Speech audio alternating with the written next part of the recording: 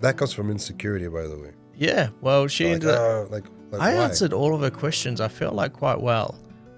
And then I said to her, I quizzed her and I said, what would it be? What would actually convince you? What could happen that would convince you that God's real? Mm-hmm. And she said, I don't think anything could. Wow. I said, then it's not an intellectual issue. That's I said, that's a heart issue. Because you're choosing, even when evidence slaps you in the face, you're choosing to not look at it. Yeah. I said, that's faith. You got more faith. I said, Exactly. you got more faith than I do. I don't have enough faith to be an atheist. Yeah, that's right. Frank Turek, Yeah, right. And I said, you got faith. Because I don't even have faith to believe in Christianity. I believe in Christianity because the evidence does slap me in the face. And You know, and it was like the biggest slap in the face that she had ever. She was like, "Oh yeah, maybe." Oh. yeah. No, that's true, man. I mean, atheists don't realize how much faith they need. That's a huge amount of faith. Incredibly. It's way more than any other religion. That's for sure. Yeah, way more than what's required, at least. You need this much faith as a mustard seed to move a mountain. Man, atheists should be able to move universes. Exactly. They're moving the whole universe, the big bangs and everything. Oh man, like to believe in. Welcome back to the Jesus Magnet. I'm your host Joel, and today we have Paul or Daniel, with us on the day. Paul Daniel, yes, and you're a fellow believer in Chiang Mai with me. Actually, we ended up moving to Chiang Mai within weeks of each other. Right, yeah. But we only met last week in person. That's right. Because we go to the same men's group. That's right. With Victory Church. Mm-hmm. Big shout out to Victory Church. Love that church. Unfortunately, since that massive earthquake, we ended up moving away. We used to live very close to Victory Church. And we've had to move here. Oh, okay. So we're probably like half an hour's drive, maybe 25 minutes to Victory Church, and I have a little baby, and I just can't get to the church in time to coincide with his naps. So now we're going to a different church closer to where we live now, but we love Victory Church, made heaps of connections and heaps of friends, and I still go to the men's group, which is funny because I love the men's group and I've got great friends there. But the men's group is all about the sermon on Sunday. Right. Which, yeah, that's true. I have to just figure out what everyone's talking about and then add my 2 cents. Yeah, that's what I've noticed too. Because I haven't been to any of the sermons as well. I mean, I just joined the men's group because I was happy to find a Christian men's group. You want to bring your mic just a little bit closer? Sure. I was just really happy to find a Christian men's group who meet up every week and share stuff and get together. I found that very very nice. So how did you come across the men's group if you weren't going to the church? Good question. Did someone invite you? Huh? Did someone invite you? Yes. Okay. Sure. No, I didn't. I didn't just show up. Just knock on Peter's house. Actually, I have a friend. This French girl who goes to the Victory Church. So I usually go to a Catholic church, but this girl, she goes to both. She goes to both Protestant and Catholic. She was brought up Catholic, but she adopted the Protestant view of Christianity, and she really appreciates both. So I'm actually I've been to several Protestant churches, or maybe I should say like events, and I appreciate a lot of stuff about them, and I've been to even other churches. Since my coming to Christ, I've been very open, and I just love meeting Christians in general, just like different Christians. I'm not like, no, they only have to be Catholic. No, I'm not like that. But I do feel more at home in the Catholic Church, but I also love being with different Christians every now and then and just exploring and seeing how Christianity evolves differently. I think it's very interesting for me. I'm very fascinated by by all of that, and I'm happy that a lot of people follow Christ and follow Jesus. Like no matter what their denomination is. I think that should unite us. You know what I mean? Like I'm more about that. I'm more about just Christians coming together. It doesn't mean we have to all be in the same kind of denomination or anything, but just just to love one another. You know what I mean? Like just like Jesus told us, and to love even our fellow human beings who are not Christian. You know what I mean? Like it's all about love at the end. I really believe in that. Do you think that there are main theological absolutes that you should believe, and then there's secondary issues? So, for example, Jesus being God, Yeah. that would be a central Sure. theological Of course. thing that Of course. every Christian denomination agrees on. Yeah. The age of the earth, 6,000, Oh, yeah. Okay. so many billion, whatever it is, Yeah. that's a secondary issue, isn't it? Yeah. Yeah. Yeah. I think we might say that. Yeah. Yeah. I mean, Is there anything that's you find with, because you're the first, I know a couple of people that have gone to a few different churches, but normally they're not going to, like Catholic is got quite a few different viewpoints that most of the other most of the other denominations don't hold to, like praying to saints and things like that. Is there anything that you like find, because that would be something that they disagree on? Yes. Yes. Yeah. And since you go to both, do you lean towards one more than the other? Let's use the praying to the saints as an example. Or We don't really. So okay, so this is like a misconception. We don't really pray to the saints in the same sense as we pray to God. We pray with the saints. we ask for their intercession. Yeah. Yeah. So it's almost like asking you or anyone to pray for me. That's the interpretation I've heard a lot. Yeah. And I mean that's like that's the Catholic view actually, and also the Orthodox view. And it's I'm not an expert on the Bible, okay, so I'm still learning. I think we're all in that boat, Yeah. Daniel. No, yeah, but I mean, I'm a newcomer, so I mean, I love reading the Bible and like reading certain verses which describe certain things, but I'm still not like I still don't have them like memorized where I could just say, oh, in the Bible verse here, chapter this so and so says this. I'm not there yet, but I know that in the Bible, I think it's Romans or some.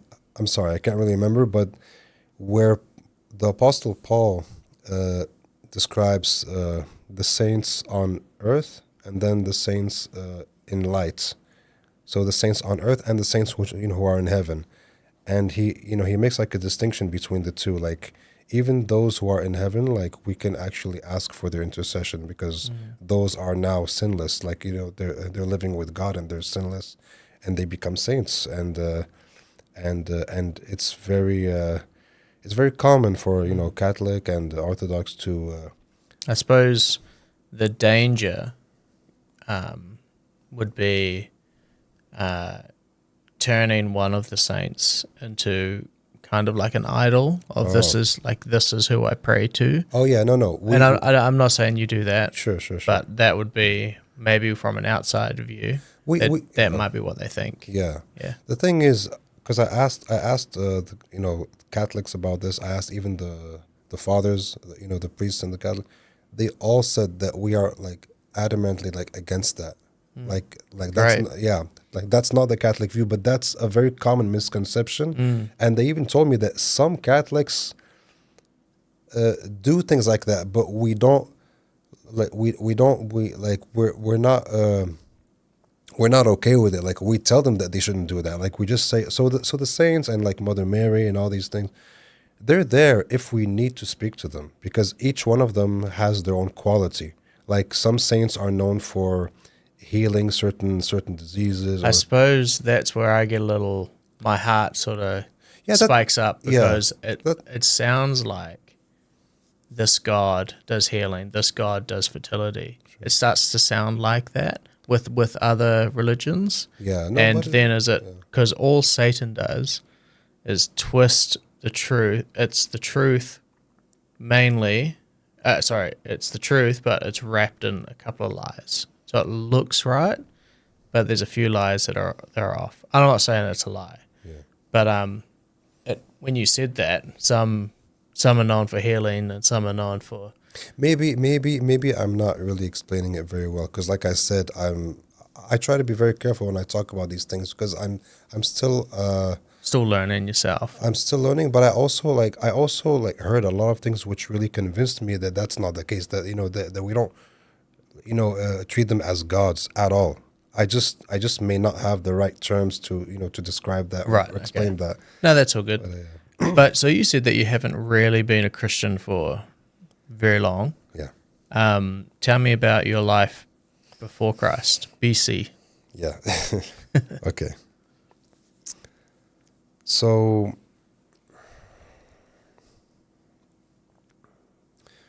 from a very young age, I was a very curious kid. I grew up very curious about why things are the way they are. I just had all kinds of questions. I guess like a lot of kids, right? I just wanted to know about things in general. And then, of course, I had all these existential questions. Where do we come from and stuff? And then when I started to hear about religion, and of course, me coming from a Muslim country, which is Morocco, uh, of course, the first religion that will be presented to you is Islam, naturally, right? So, and of course, also coming from a family which is originally Muslim. Although my parents never really practiced religion, they never really practiced Islam. They never really prayed or anything. Especially my father. My father is more secular, right? I think that's the term. Yep. So I would even say he's kind of like an atheist. But it's strange because my father he stopped believing in Islam when he was like in his 20s, and this is something I learned after I told him that I don't believe in Islam anymore. He never like really told us because he didn't really want to influence us either way. What was it that made you not not believe in Islam? I mean, you grew up with it. So okay, so so to continue, the thing that really so first of all, I was very curious about God. I just wanted to know God. Who is this God? Who is God? What is God? Is God a he, a she, a it? I don't know. Is it one, plural? I don't know. I just wanted to know. But the one of the things that really marked, I don't know if you can say this in English, marked me, because in French we say this, something that really was like solidified within me was I would spend a lot of the time in nature, and I had no concept of, I was not like religious or anything, but I just being in nature, I could feel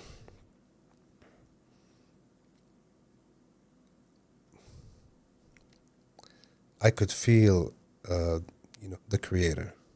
I could feel someone was there watching over me and us and everything. I could feel life. I could feel more life there. I could feel the source of life there, and I didn't have any notion about it. But that is what never left me all my life, and because of that, I just wanted to know more. And of course, when I heard about Islam at school, because I used to go to an American school, but we also had like 1 hour of Arabic and 1 hour of Islamic studies per week, uh, especially as children who come from a Muslim background. And I had all these questions, and I I heard about God and the Quran and Muhammad and everything else. I didn't know anything about it. I was just very curious. Okay, tell me more, tell me more. And so I was very fascinated with the idea of God you know, a creator who created us, and he wants us to be good, and all these things. And of course that would speak to anyone's heart, anyone who with a pure heart, especially as children.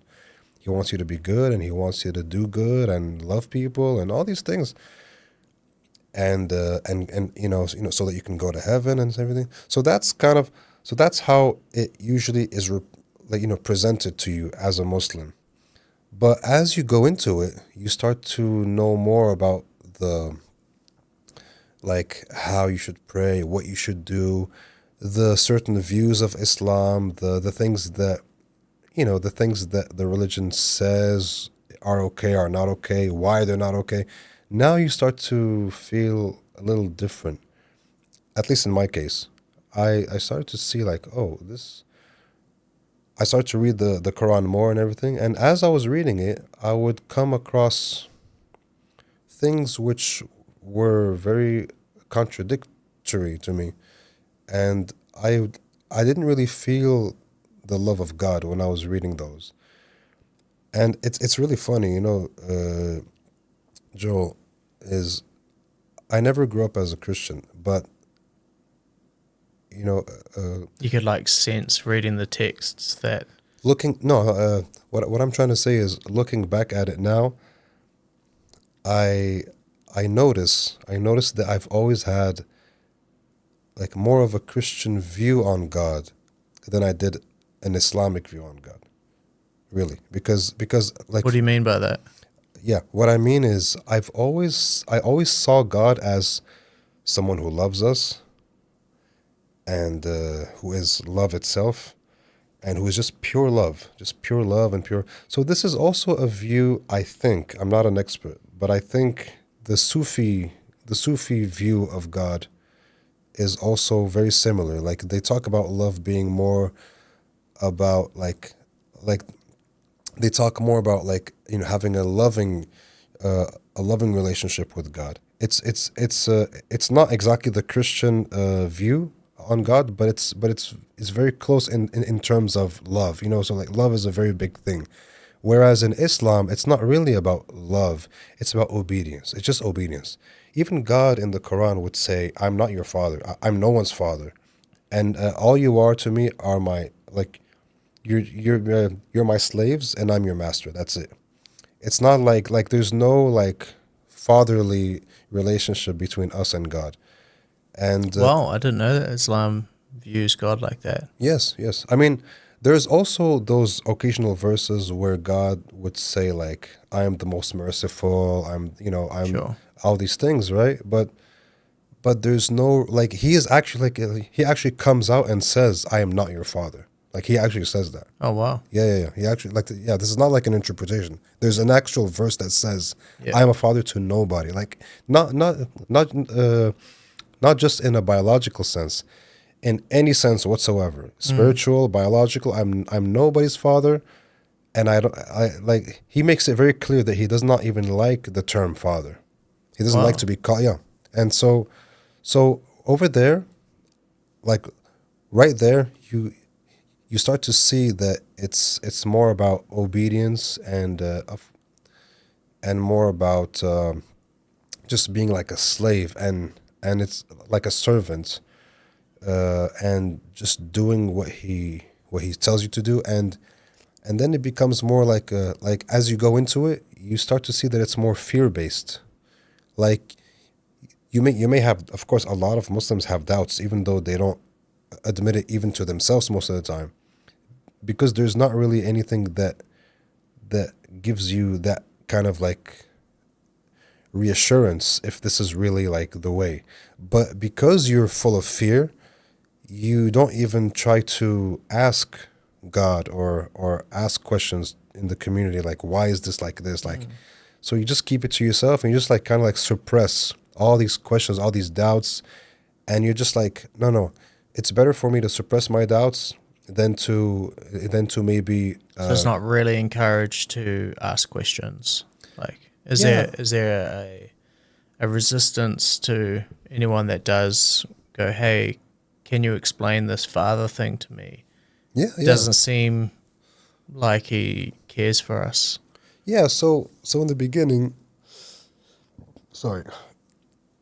When you start asking questions, of course, like you would be told, like, yeah, it's fine. Like if you have any questions, you can ask, but they're only okay with certain questions to a certain Really? extent. Yeah. Wow. When you start asking too much, they're like, hey, stop. Like that's just that's just the devil, like playing with your mind. Stop asking. They just tell you to, all right. Yeah. It's like it's very common in Islam.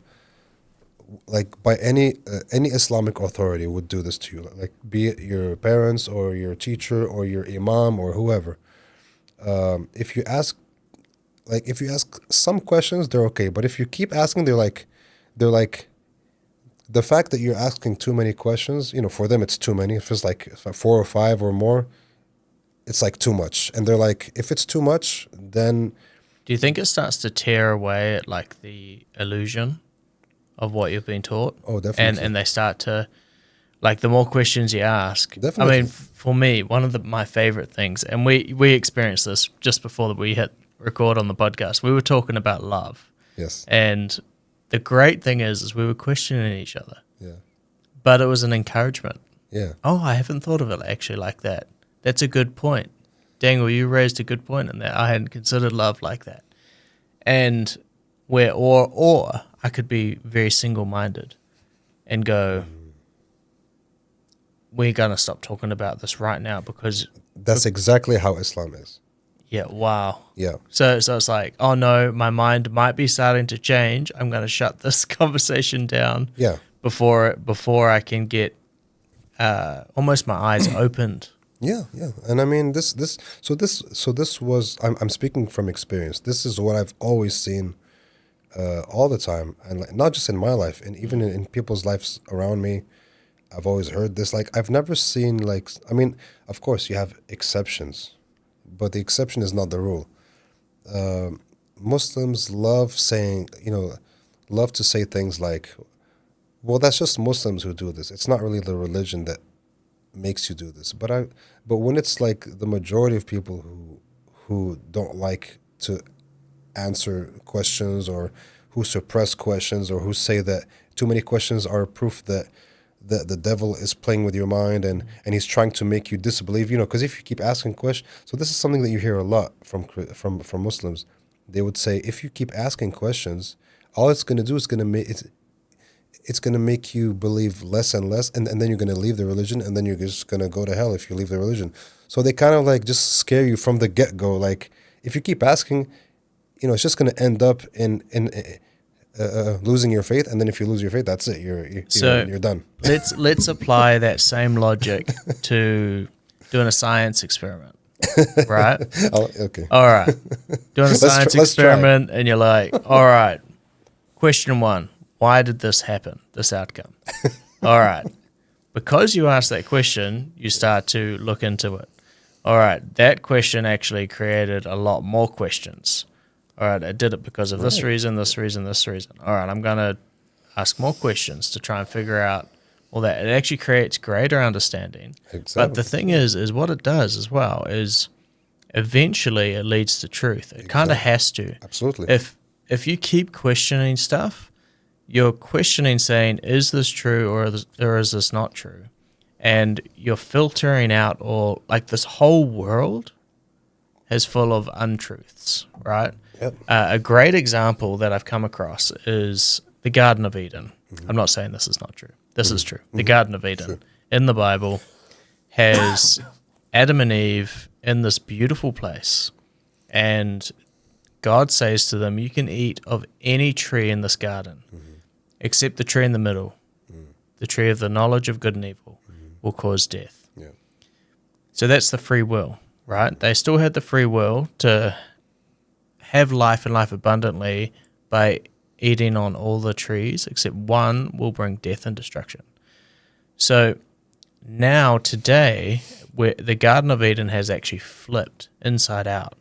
Now, you can eat of only the tree of life, one tree, and every other tree in the garden brings death and destruction. That's today. So the whole world has been spun around. Jesus says the way is narrow and few find it. So that when we're searching for truth, there is one truth and there's a lot of lies. That is a true statement. There's a lot of lies out there. There's a lot of deception.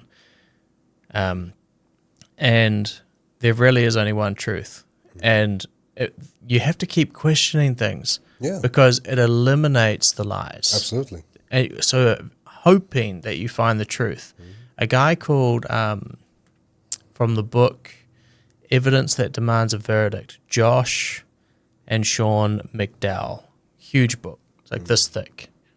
Like a Bible, but it's all evidence towards Christianity. Amazing book. What is it called again? Evidence That Demands a Verdict. Oh, Evidence That Demands a Verdict. Yeah. Yeah. Very, very good apologetic book. Okay, nice. And his son, Josh's son, is called Sean, who also wrote the book with him. He approached his dad when he was young, and he said his dad had written a few books and was kind of like one of the world's most famous apologists, Christian apologists. So he knew that God was true based off evidence, not necessarily faith, which is a really cool reason to believe. Sure. Like you're not believing on fairy tales because you just believe it. It's because it makes sense. Exactly. So his son ended up coming up to him and said, "Dad, I'm not sure about Christianity." Now his dad, Josh, said, "Sean, that's great. That's awesome that you doubt that. You need to keep searching for truth. And I encourage you." So he was really afraid to come to his dad and say, "I'm not sure about Christianity," because that was basically his dad's profession, was showing how it's true. But he wanted his son to have this revelation himself. But you can only get that revelation by doubting in the first place and having those questions. Absolutely. Because by doubting, it causes you to search and causes you to get a revelation from yourself. Not what do we call it? Secondhand revelation, where I only believe because your parents believe. That's not a good reason to believe. That's secondhand revelation. Sure. That's not actually good enough. Yeah. One of the other things we do is we run a Bible study at our house on Wednesday nights. And we say at the beginning of the Bible study, if you agree or disagree with whoever's teaching that week, that's okay. Your job is not to argue. Your job is to go to the Bible, and whether you agree with it, go to the Bible and check it's there. If you disagree with it, go to the Bible and see if it's there. Yeah. In all circumstances, actually just go to the Bible and see if it's there. Yeah. So if you live your life like that, where you're okay with questions, because a lot of Christians too are not okay with questions. Of course, yeah. It's not the right mindset to have, I think. I think it's great to have questions, and I love friends like you that are like, I don't know if I agree with that. I think it's a great challenge, and I'm like, because it's done in love as well. Like, we care about each other. We're not trying to pick fights. Of course. It's iron sharpening iron. Yes, exactly. And that's a friction that happens, and it hurts, and it screeches, and it's horrible noise. But we come out sharper and better for the most part. Absolutely. Yeah. And I mean, I love everything you just said, man. I totally agree. And I just like to add something about that. Like when I'm saying that, like when I'm talking about Muslims, for example, of course, not all of them are the way that I described. I'm just saying, like. Do you want to bring that mic just a little closer? Sorry. Sure.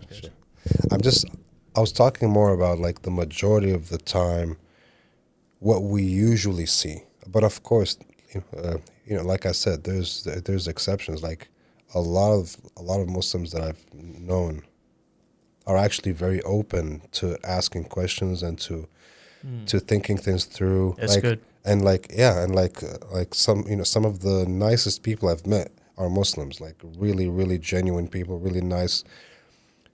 It's just but there's an underlying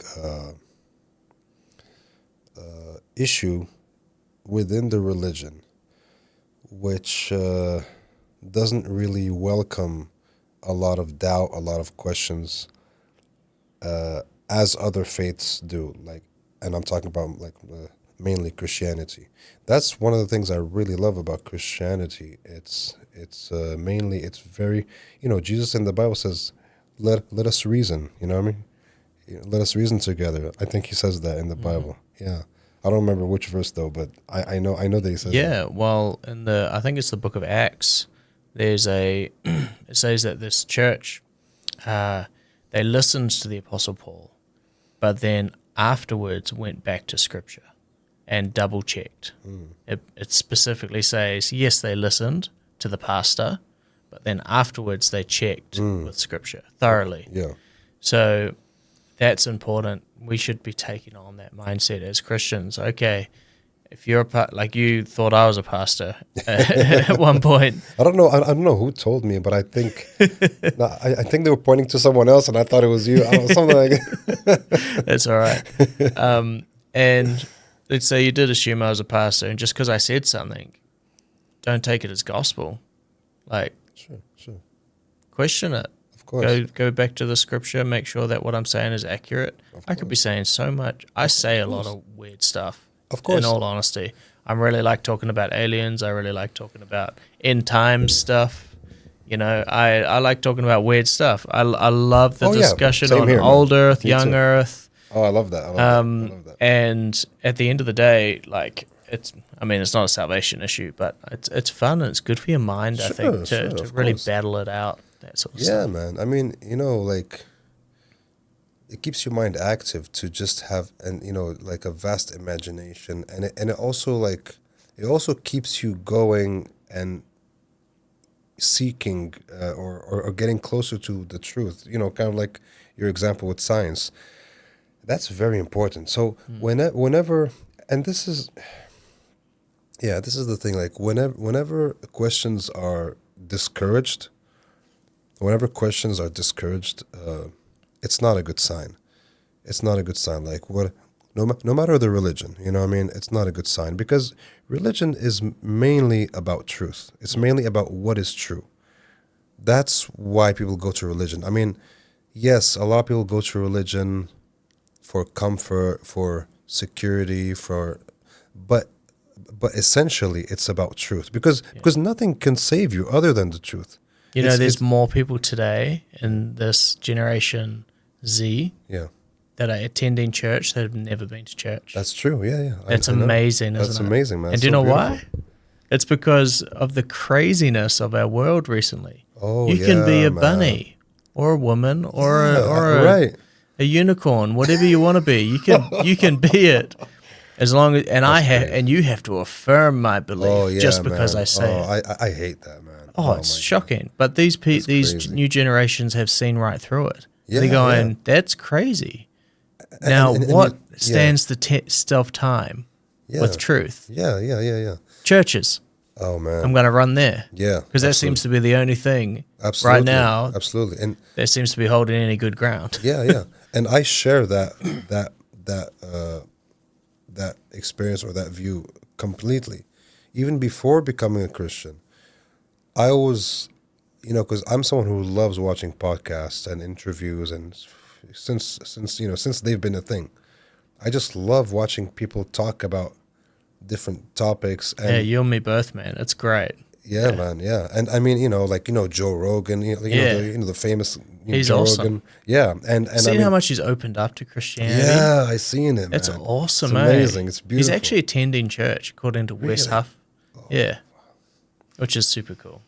That's beautiful, man. That's beautiful. And no, I mean, he's not the only one, right? Like a lot. I mean, Russell Brand, right? Russell Brand was a new age spiritual guy, and all of a sudden, he found Christ. It's super cool. And even Charlie Kirk. I don't know if you've seen him much. I know Charlie Kirk, but I just have to remember who that is. I know the name. He's just a guy. Like, I mean, our listeners can look him up, but he's a young guy. I mean, I'm sure. I just have to see his face, and I'm gonna. Yeah, he does lots of university talk. Like, goes to universities and says mostly politic things like Trump and stuff. But people know he's a Christian, and he gets Christian questions all the time. And just recently he did a podcast with Russell Brand, is why he came to my mind, because you mentioned Russell. Wait a minute, Charlie Kirk. Wait a minute. I'll find a picture. No, hold on. No. Hold on. Just before you do, I think I know what you're talking about. The podcast with Russell Brand. That was when Russell Brand took one of his things and started sucking on it. The candy.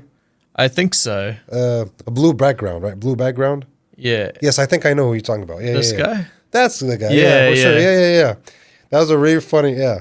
Amazing great. one. He's got great. Like he's just he knows, and this is the cool thing is go talk to this guy, and you challenge him on his beliefs, and he's going to respond not, oh, because I have faith. Yes, he has faith, but he's going to respond, I have faith because A, B, C, D, E, F, G. These are my reasons, based on a lot of logic, a lot of sound thinking, reason. It's not because it's in the Bible. I trust the Bible because of reason and logic and archaeological evidence and like heaps of reasons to trust the Bible, even outside of just having blind faith, dare I say it. Yeah. But and that's healthy. I think the reason you want to get to that point, and you only get to that point from asking questions, right? Sure, yeah. Is now you're sure and confident. Because people are going to ask questions, and they're going to question me. Sure. Why do you believe, Joel? And if I say, because my parents believe, no, that's it's just not going to hold up in court, is it? Yeah, sure. It's not a good enough reason. Yeah. So that's great. I like to hear that you were such an inquisitive thinker from a young age, asking questions, and following the logic where it leads, which is cool. Yeah. So tell me a little bit about like the actual departure, I suppose. From Okay, so I was gonna get to that. So after I started having doubts and of course also seeing that when I would ask, not my father, but other people, because me and my father, like, we were always very close, and he was always very open to me. He studied the religion very, very well, because my father is from Iraq, and over there, the educational system, especially back then, was like one of the highest in the world, man. Like, wow. Really, really good at, like, in terms of Arabic and Islamic studies, it was like. Okay, so he knows his stuff. Yeah, like probably the best at that time, at least one of the best, and he knew his stuff. He knew his Quran. He knew his hadith, everything. And he would share things with me that even my own, even like the imams in the mosque didn't know. He was like, yeah. So I grew up with that, that kind of man, that father. And he taught me everything that I know about Islam. And of course, I also studied on my own and asked questions here and there, but I always noticed that he knew most. And so anyway, when I would ask other people, I would get this thing like, oh, you're asking too many questions. I'm like, no, I'm not. I asked my dad like all these questions, and he never says that I'm asking too many questions. So what are you talking about? Because my father actually always wanted me and my big brother to just. He encouraged us always to ask questions and to be critical of everything. And that's something that really helped me all throughout my life. Even people would ask my father, like, what do you teach your children? Because we never really see you teaching them about how to be a Muslim or how to be this or what they should be or how they should think or what they should think. And my father would always say to them, all I want them to know is how to use their intelligence. That's all I want them to know. Because I trust that once they know how to use their intelligence, I know that they will find the right path in life. Yeah. And that was always his answer. That's right. Don't be a sheep. Right. I mean, in one sense, be a sheep. We were talking about this on Monday. But sheep are dumb. They're very dumb. Yeah. Really stupid creatures. Don't be a sheep and do mob mentality and follow the crowd just because of that's where they're going. Right, yeah. Know where you're going. Know why you're going there. Sure. I mean, you can follow the crowd, but as long as you know why they're going that way. Right, yeah, of course. That's important. Of course, you should always question things, man. That's, yeah. And so so one day, like I was just like I was kind of fed up. So it took me like around like 1 or 2 years, almost 2 years, at least 1 year, where I was like I still haven't made the decision to like let Islam go, Mm.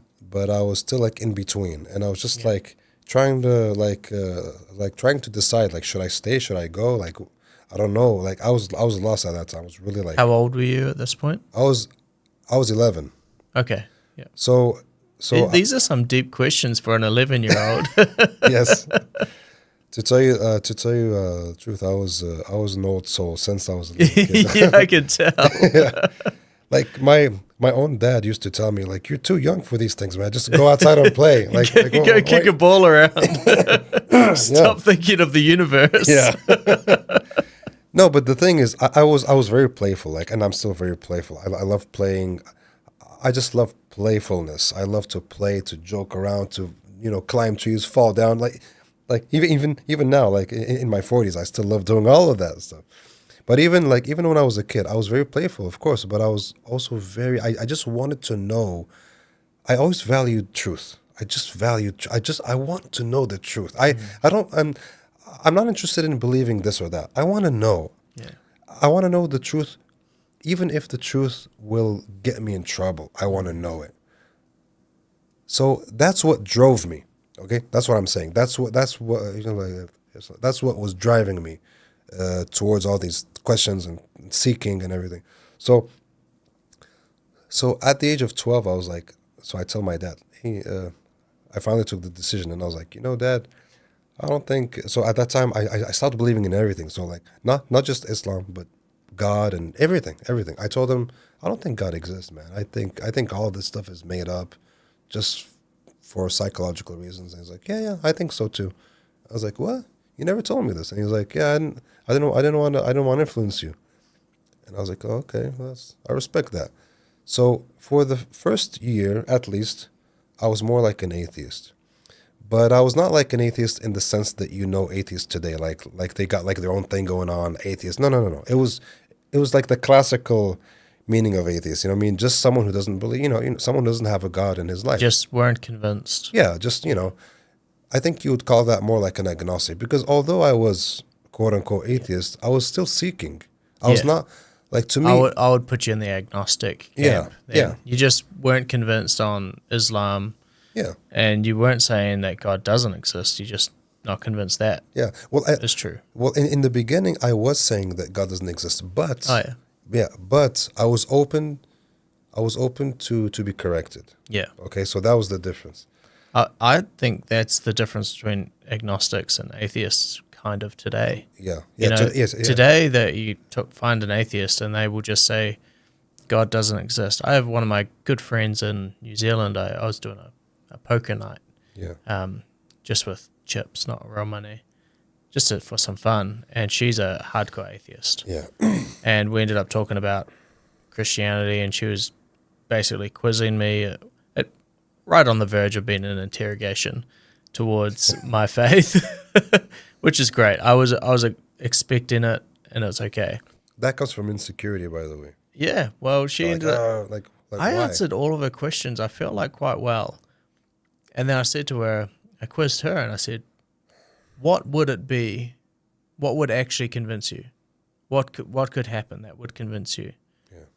that God's real?" Mm-hmm. And what And she say? said, "I don't think anything could." Wow, I said, "Then it's sad. not an intellectual issue." That's sad. I said, "That's a heart issue Yeah, yeah, yeah, because you're choosing, even when evidence slaps you in the face, yeah, you're choosing to not look at it." yeah. I said, "That's faith. You got more faith." I said, "You Exactly. got more faith than I do." I don't have enough Because- faith to be an atheist. Yeah, that's right. Someone's- Frank Turek, Yeah, right. And I said, "You got faith." Because I don't even have faith to believe like that to believe in Christianity. I believe in Christianity because the evidence does slap me in the face. and Yeah, and it that's was true. like the That's- biggest slap in the face that she had ever. She was like, "Oh yeah, maybe. Oh yeah. No, that's true, man. I mean, atheists don't realize how much faith they need. that's a huge amount of faith." incredibly. It's way more than any other religion, that's for sure. Yeah, way more than what's required, at least. You need this much faith as a mustard seed to move a mountain. Man, Atheists should be able to move universes. Exactly. They're moving the whole universe, the Big Bangs and everything. Oh man, like to believe in like yeah, like all these things that they consider science and everything, but they're all like based on faith too. Like yeah. Anyway, but yeah, that's a whole. It's a whole nother that's rabbit a whole other hole. topic, man. Yeah, let's just stay where we are now. Okay. Okay, so tell me, you were kind of agnostic atheist at this point. Yeah. So here, Yeah. I'll continue. So one of the things I didn't really mention was that from a very young age, like much younger than that, like around the age of 6 and 7, I became a martial artist. I was really, really fascinated with martial arts and just being someone who can, who can defend the people, who can defend those who are in need, and of course defend myself if I'm ever attacked. I want to be strong and everything, but I've always had this like, I think a lot of us at that time, around the 80s, because I grew up in the 80s and 90s. All the shows that we used to watch, at least from where I was, but maybe the whole world, all the shows and the cartoons and the movies were always, Martial art. yeah, no, but I mean, like, Like they were always like oriented towards justice, right? Like you always saw this bad guy trying to destroy something, and then this good guy would come, and yeah, he's the good guy. You know what I mean? And so we all grew up with this sense of good, like yeah, like I want to be the good guy, man. Like at that time, being the good guy was cool. Now, when you look at like Netflix and all these things, like you'd see a lot of the main characters are like psychopaths or Like murderers. Breaking Bad Yeah, is I a mean, good example of yeah. that. I mean, don't get me wrong. They're like really great stories, but I But also you know. start rooting for the bad guy. Yeah, and that's not normal, man. No, Like, it's not. you know what I mean? And that's something that we should question. Like, why is this being done to us? Because it's being done. It's being done. Oh, yeah. Yeah. So Indoctrinating our mindset, I think, yeah, yeah, into yeah. And so Yeah. it almost seems like someone or something or some people don't want humanity to have this sense of justice, this sense of yes, like we should stand up and fight for what is good. They want to take that away from us, and that's very like that should be very like alarming to everyone. So anyway, I grew up with that spirit. And of course, so I practiced martial arts. I started practicing taekwondo, and later on, I started studying the history of martial arts just by myself. Like it was not something taught at school or in the dojo or the place where we practice. And by doing that, I discovered Buddhism, spirituality through Buddhism, right? Through Buddhism, Taoism, all these things, right? I was a huge fan of Bruce Lee. Bruce Lee, although was not a really he was not a religious figure. He was actually an atheist. He was like openly atheist. He would say that like in his interviews. He didn't believe in anything, but he always portrayed this spiritual side of him. He was always very like inquisitive, like Inquisitive, yeah. yeah, inquisitive, and he had a very strong sense of justice. He was a good man. He was not like someone who would harm weak people or whatever. He was always there to defend the poor, to defend. So that really like spoke to me, and so later I would notice that I would get into like Zen Buddhism, where we go to the Shaolin Temple, right, in China, and then it's like so now I'm getting into Buddhism and the history of Buddhism, because it's very much linked to martial arts, because the martial arts, at least of China or Asia or Japan or these Far Eastern countries, are very much like they have like are very much part of Buddhism, part of the Buddhist view on life. Just be good, be compassionate. A martial arts is not someone who is violent or who is destructive, but he's someone who you can depend on, someone who is courageous and stands up for what is right. You know, like all these things. And I was always fascinated by that. And that's how I was too. Like I wanted to be that. So anyway, I'm here and studying about Buddhism, and now studying about Buddhism like at the age of 13. And that was around the time when we started having the internet in Morocco. So I would go to the internet, I would look up all these things because we didn't have any books on that. So some of the magazines that I used to buy, which spoke about martial arts, mentioned some things like that here and there. Okay, so like studying that, I became very I started to embrace this way of life because Zen Buddhism especially is more about a way of life. It's not really it's not like faith based. It's more like a way of life and just how you live your life, how you Kind of are. like a hippie, No, you know, not where not they're not really a religion. no yeah no not. I wouldn't say that. No, like, maybe Oh, today. not like a hippie. I mean, like that's a lifestyle. Like there's no religion attached to hippie people. Yeah, but I've never really like compared it to that in Not any saying they're sense. the In any same, sense. but No, like sure, it's a sure. lifestyle people choose to live. Yeah, so I don't know, man. I mean, Maybe not. I don't really know much about the hippie lifestyle because I know that a lot of them just do whatever they want. No, no, no. But Zen Buddhism, for example, is a life of principle. Okay, it's very principled. We don't just do what we want, like because I think that's how the hippies are. Yeah, just free love, free this, whatever. No, no, no. Zen Buddhism is very much a principled life. Like like the difference between right and wrong. It's almost like it's almost religious. Like it's actually like there's a religious part of it, but it doesn't have God as at the center of it. Like it doesn't. It's very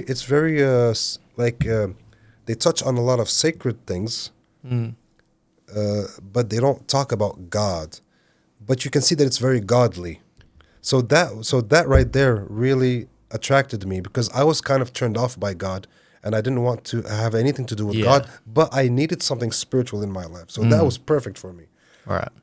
And Buddhism or Zen Buddhism in this case, it points to like the main thing about it is to help you know yourself. Just like how Jesus says, know thyself, right? I think Jesus said that. Did he say that? I think he did. Know thyself. Know thyself. I mean, it's somewhere in the Bible, but I don't. Anyway, it's okay. Don't know. I don't know. I'd have to look it up. Yeah, I think it's biblical, but anyway, it's fine. Sounds biblical. Yeah, yeah. When you add thy. That right? No, no, but I'm pretty sure it is. I just can't remember the verse. But anyway, so it was mainly about meditation, in the sense of observing what goes on within you, so that you can see your mind for what it is, and by seeing your mind for what it is, now you're no longer a victim of your mind.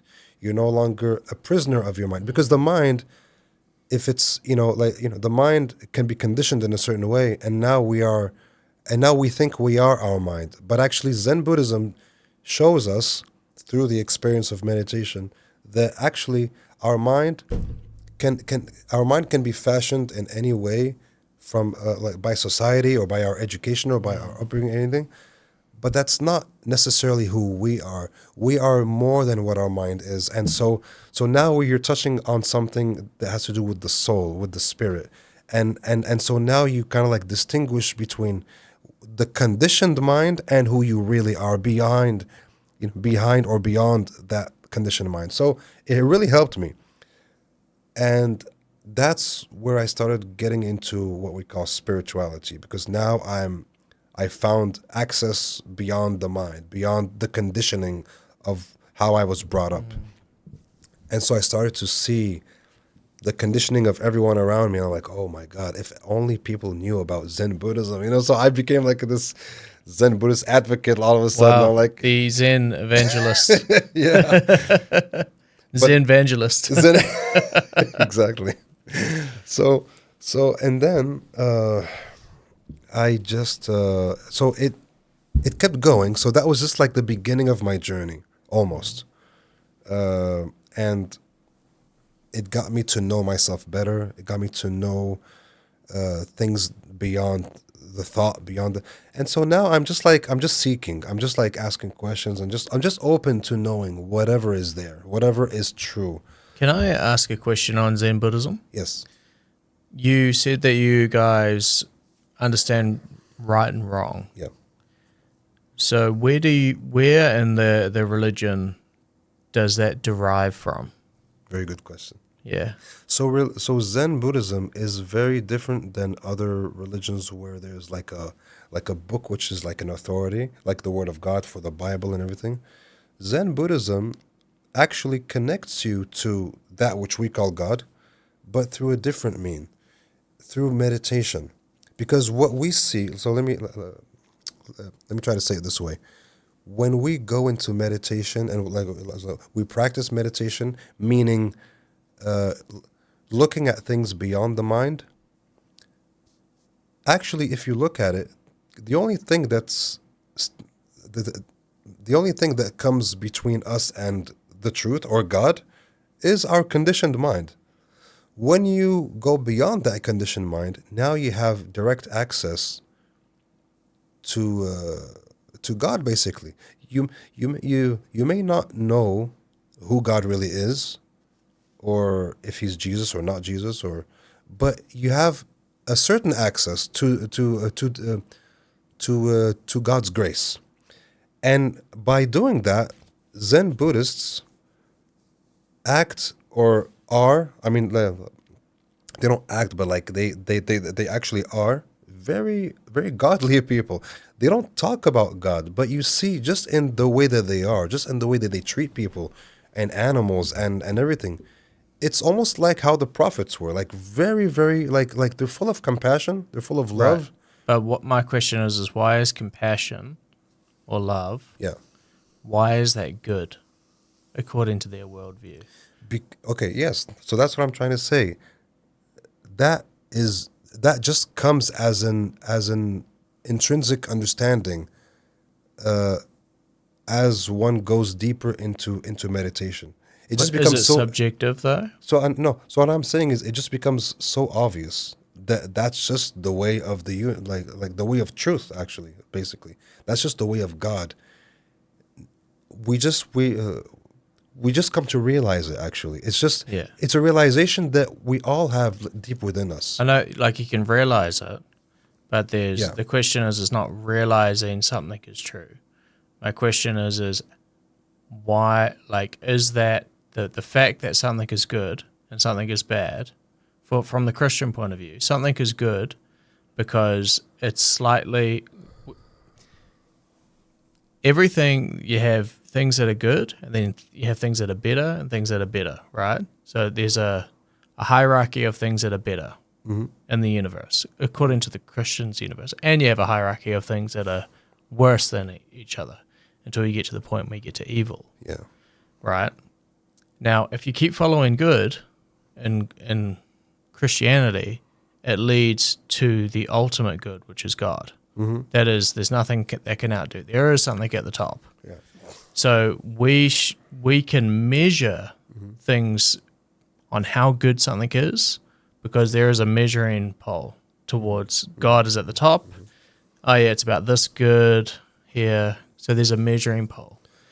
But my question is, if you was in Buddhism, if there's nothing at the end of the good, at the top of the measuring pole, we have God. That's our ultimate highest point of good. What is the Zen Buddhists' top of the measuring pole? That they go, that's good, and we say it's good because it's God. Yes. So Buddhists have an equivalent of God, although they don't call it God, maybe as Christians do. Yeah.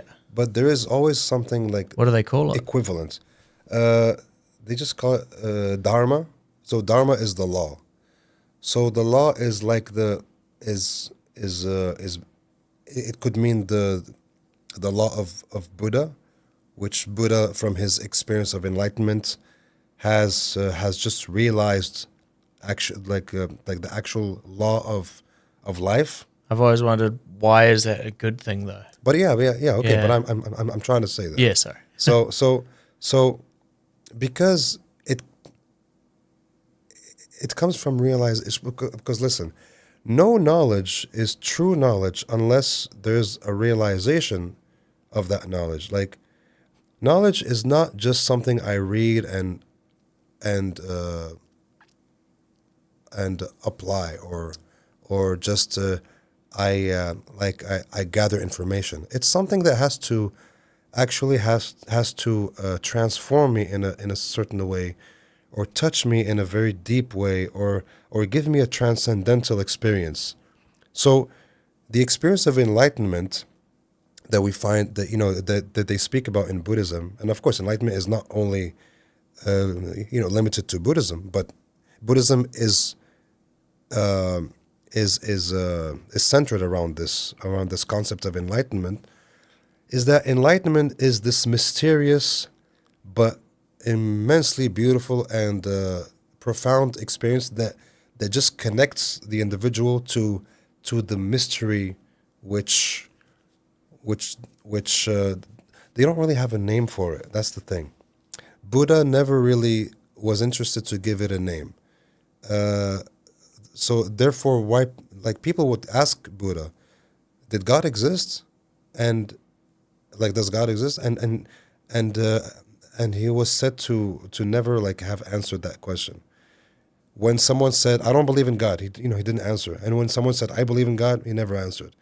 He was more interested in people knowing through experience, through experiencing other people's pain and feeling compassion to want to help them, or or self-sacrifice or something. That goodness that's in there, But why is it good?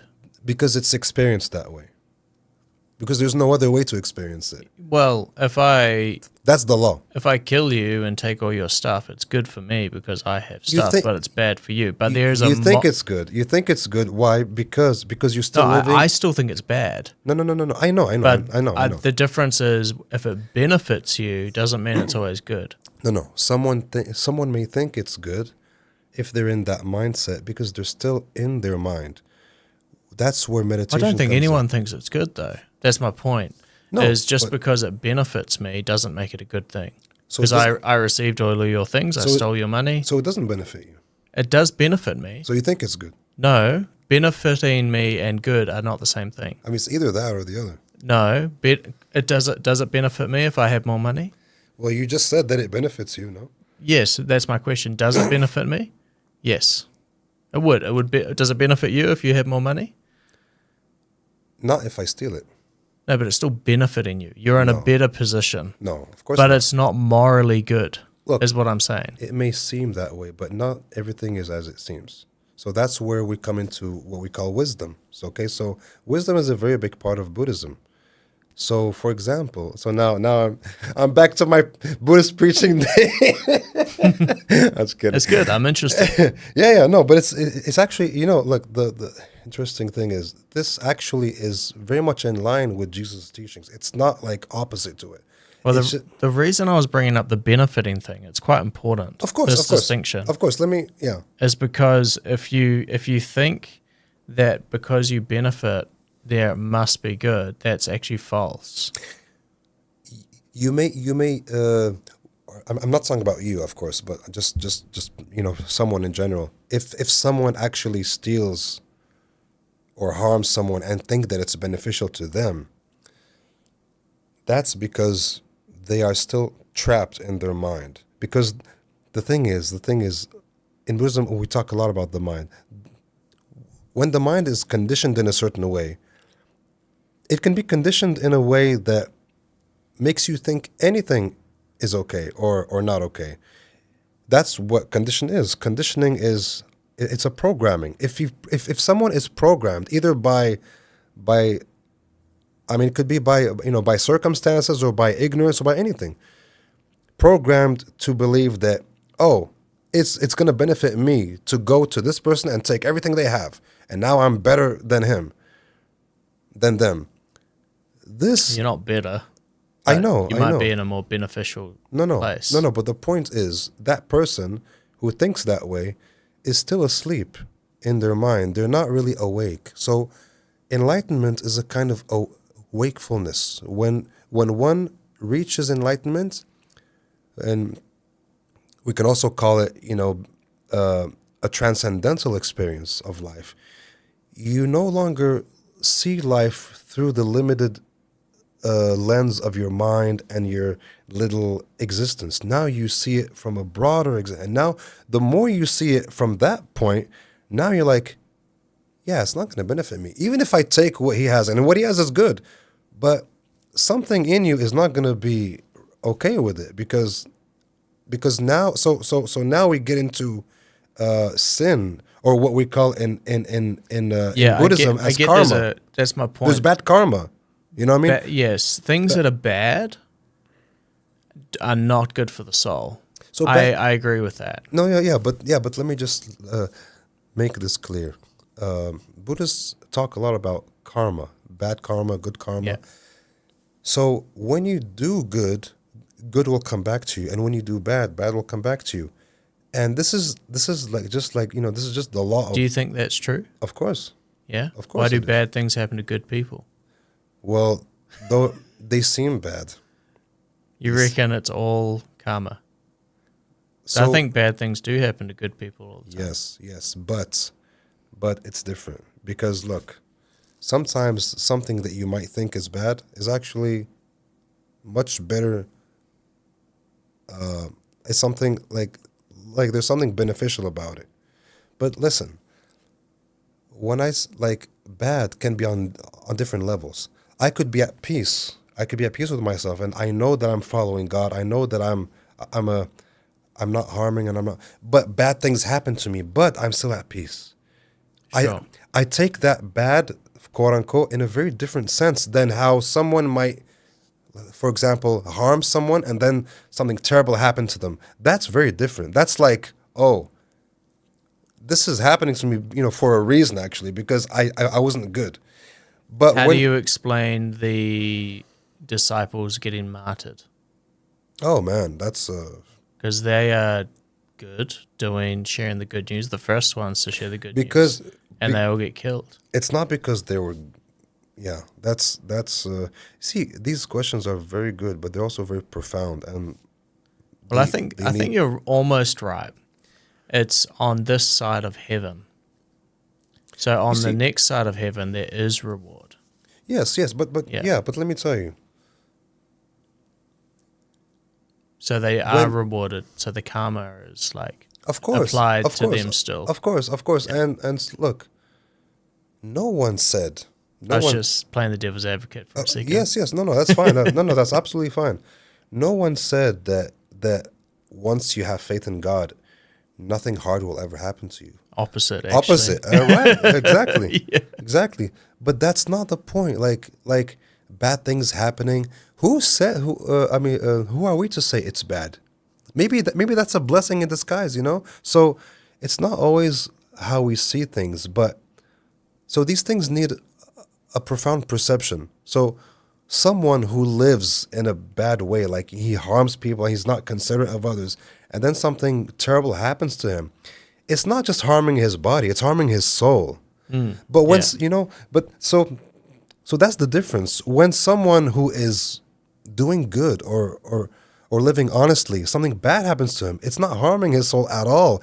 If anything, it's strengthening his soul. So that's the key difference. Yeah. It may be harming him physically or making life harder, but that just strengthens his faith because he knows that that's not happening to him he's not taking it personally because he knows it's not against his goodness. At least not from, it's not a punishment from God because he's good or anything. Maybe it could be a punishment from society because society don't like good people or because they don't like like how the Christians were martyred, the first Christians. But you see, that's the mystery of God. God would, God knows that our life gets a lot harder. But at the same time, that just strengthens our faith. And these are things that we cannot even ask God. Like, hey, God, please make my life harder so that my faith gets stronger. No, we don't have the wisdom to ask that. But God has so much infinite wisdom to know what to put us through in order to make us stronger in faith, closer to Him. And that's where faith comes in. That's where belief in Him comes in. Like, listen, God, I'm not going to go through the analyzing of why this happens to me. Oh, it's because it's good for me because I'm going to have faith. No, that would be ridiculous. But God knows all of that. And all He says through His infinite mercy is just put your faith in me. Anything that happens to you, just keep your faith in me. And He knows that once we keep our faith in Him, no matter how much hardship we go through, it just brings us closer to Him. That's much different than someone having harm. I mean, having bad things or misery fall upon them because they were bad people in the world. That actually harms their soul, or actually shakes their soul. If it shakes up their soul, it could be a wake up call. It could be like, hey, listen, like I told you not to do that, because God talks to us. We just don't listen. A lot of people don't listen, but sometimes we do, right? People do listen. If you really pay attention, you start to really hear, yeah, there's someone really looking out for me.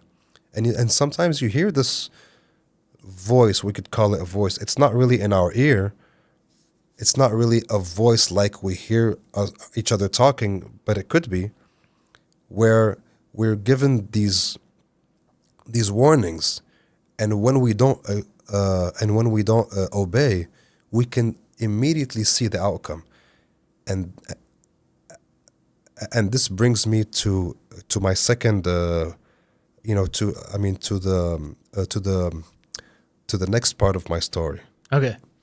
We should probably carry on with your story. These are great, though. Yes. These conversations. Yes. Yeah. This is what happened to me. I was, like I said, I was into Buddhism, and for me, it was just also a way to discover myself. I was growing up. I was a young teenager, and I wanted to know about life and about just deeper truths of life, right? So I'm not believing in God. I'm not believing in even the soul. I'm not even because I was very scientifically oriented or whatever. Like, I was very I wanted to have scientific evidence for everything. But I was not closed-minded, to the point where everything had to be proven in a laboratory in order to be true.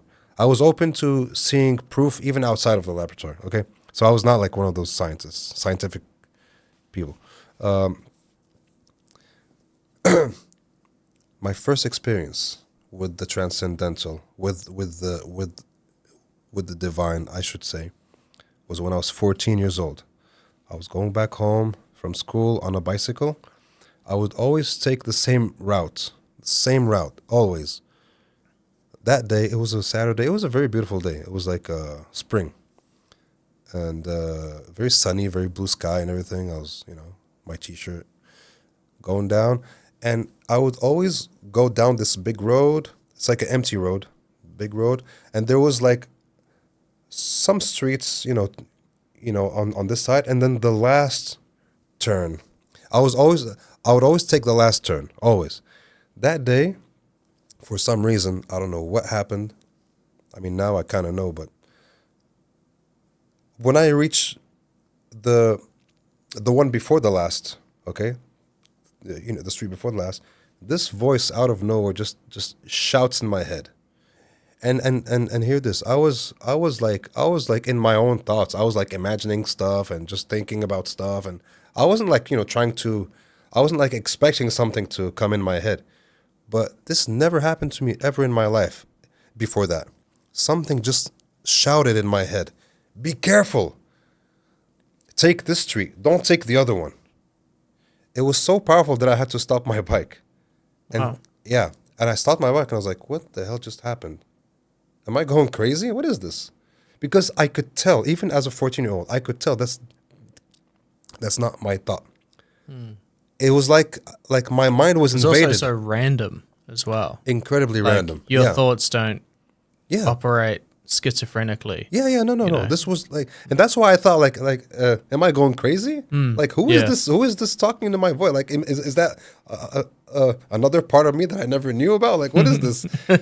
It felt really weird. Like, and I stayed there for at least 2 or 3 minutes, just trying to figure out like Just processing that. yeah, yeah, just like what is happening to me? Like, what is this?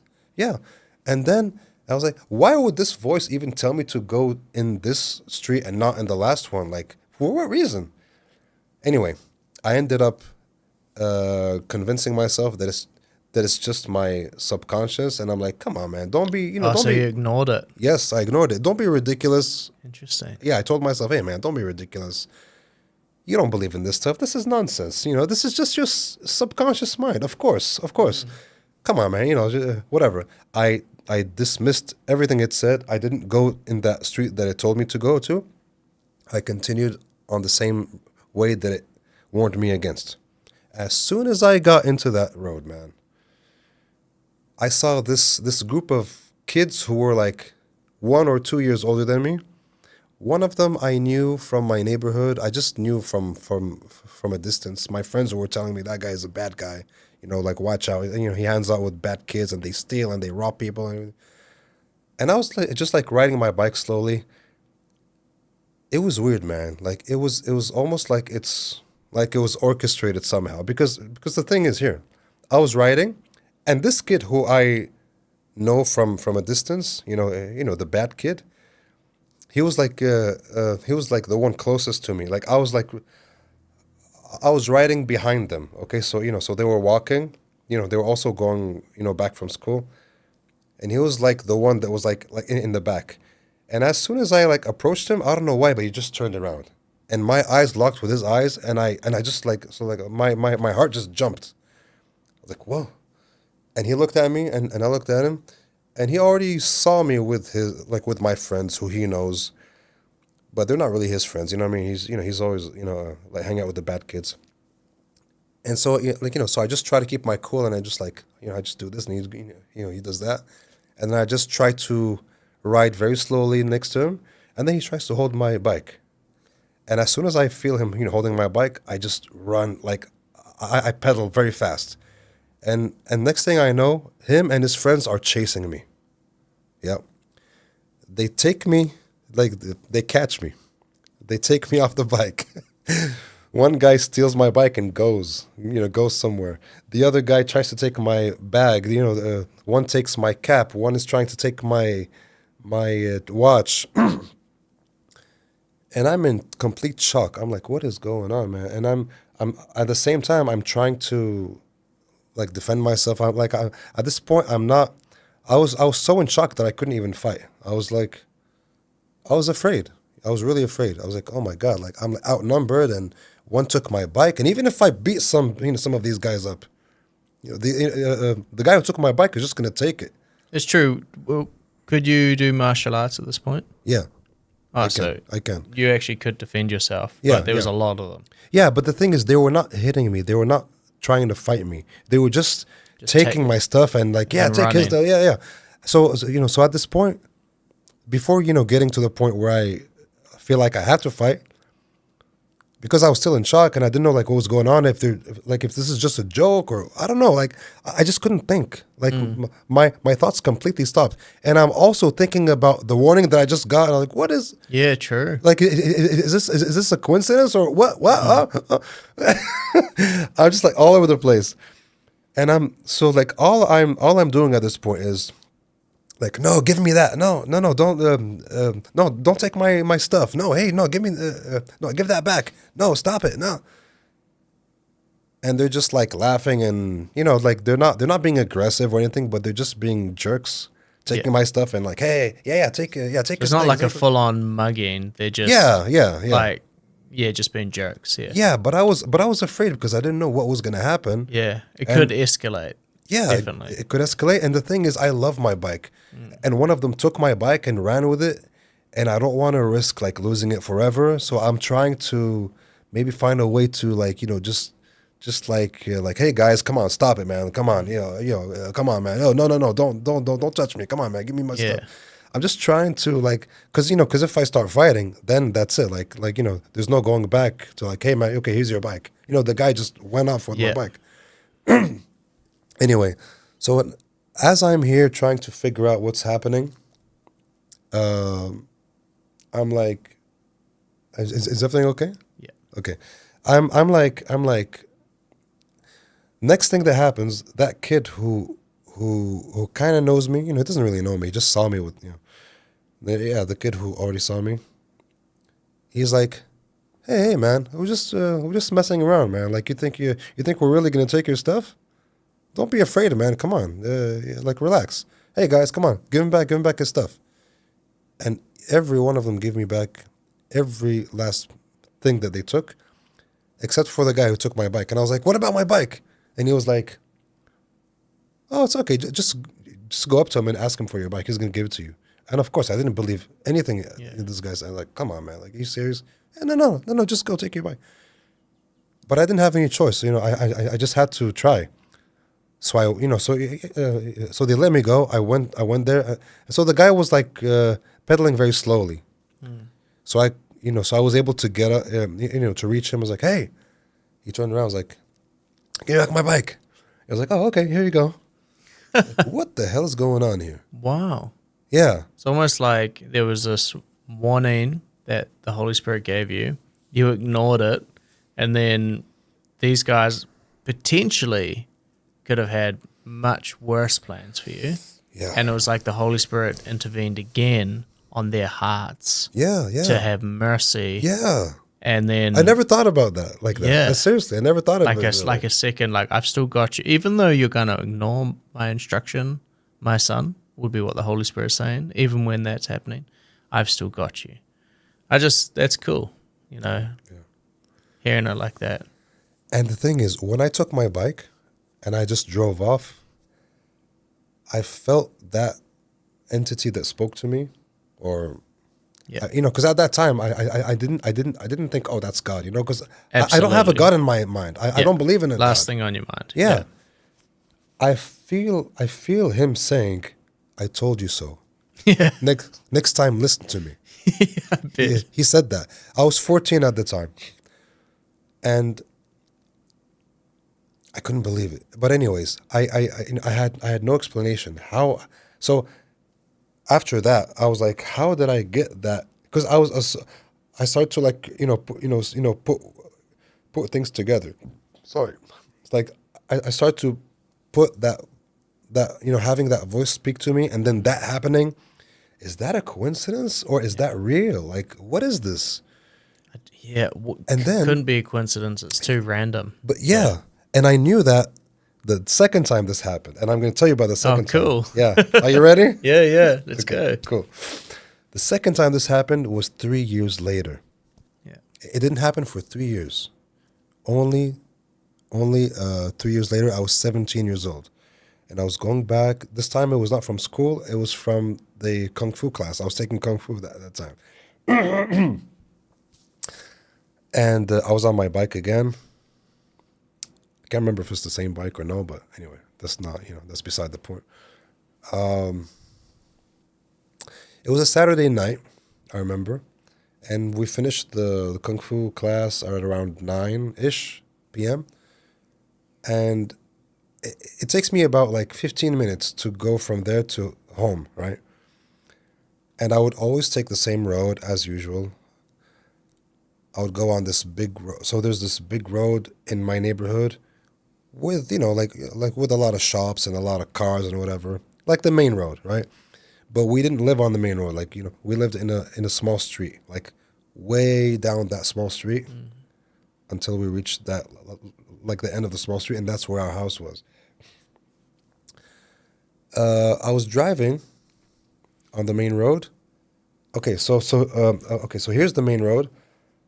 I would go up the main road. Okay, here's the main road, and then the small street was like this, and then I would always go up the main road until I reached my small street, and then I go down the small street.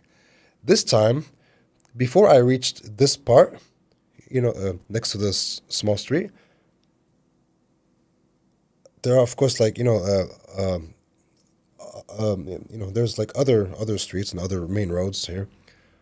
I was a bit further here, and that's when the voice spoke to me again and said, "Get off the main road. Get off the main road. Go home, but go home only through the small alleys. So don't go all the way to on the main road and then go in your small street. Go from here to the small alleys and go home." And this time, I was like, you know what? I remember the first time you spoke to I'm me. gonna listen. Yeah, yeah. Great. You spoke to me the first time, and I saw what happened to me. This time, I know I have no reason to believe in this. I know that it doesn't make any sense to me, but I'm going to choose to believe in you this time and follow what you say. And I did it. I went in the small streets as it told me. I went home. Nothing happened. I didn't know if something was going to happen. I didn't have any proof. I slept. The next morning, I got a confirmation of what happened.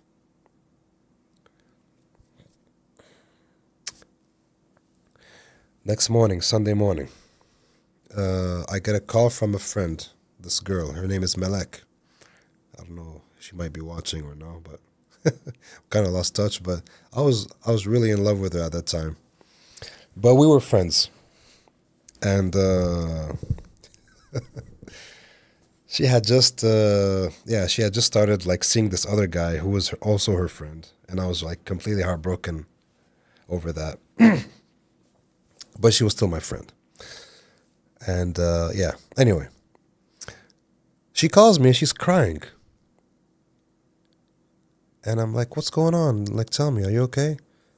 She's like, it's Ali, it's Ali. And like, what happened? What happened to Ali? Ali's the guy she was seeing, our common friend. He's a really nice guy, but he had a really tough life, tough childhood. He was really depressed, and God rest his soul. He was told by his father, by his dad, that like the meanest things, like his father used to tell him, "We never intended for you to be born. Like you're just an accident." You know what I mean? Like how devastating would that be to tell your son that? I felt really sorry for him. I felt really bad for him. And I really he was not my close friend, but I had so much love for him. I had so much compassion for him, and I really felt for him. And she told me he died. He died last night. I was like, what happened? Tell me what happened. And she's like, didn't you hear? There was a huge accident, right beside your street on the main road. Whoa. And I was like, what? Where? And she was like, yeah, just. And as she's saying this, I'm like, oh my God. And I remember last night, the voice speaking to me. And I know, so listen, when the voice spoke to me, because like I said, from my Kung Fu class to my house, it takes me 15 minutes to get there. I was almost home. So it was like 9:13, 9:14, 9:13 or 14. And I still remember that because when the voice spoke to me, I don't know for what reason, but I just had the urge to look at the time. I still remember this very clearly. I looked at the time. It was like 9:13 or around that. Like almost 9:14. And and I asked her, wait a minute, what time did this happen? And she was like, it was around 9:15. Wow. And she said a lot of people got hurt. Like a lot of pedestrians got hurt. Like cars crashed into each other because Ali, this kid, and his friends were driving this like four-wheeler, right? Four-wheeler? Like a quad bike? No, sorry. No, not four-wheeler. Like a Jeep, right? Oh, yeah. Yeah. Yeah, four-wheeler is the wrong term. And they were drunk because it was Saturday night and people doing crazy stuff. But it was funny because when I was on that road, it was not full. It was pretty calm. So when that voice came and said, "Hey, get off the main road," I was like, I know I had no reason to believe him because the road seemed really okay, but I obeyed him.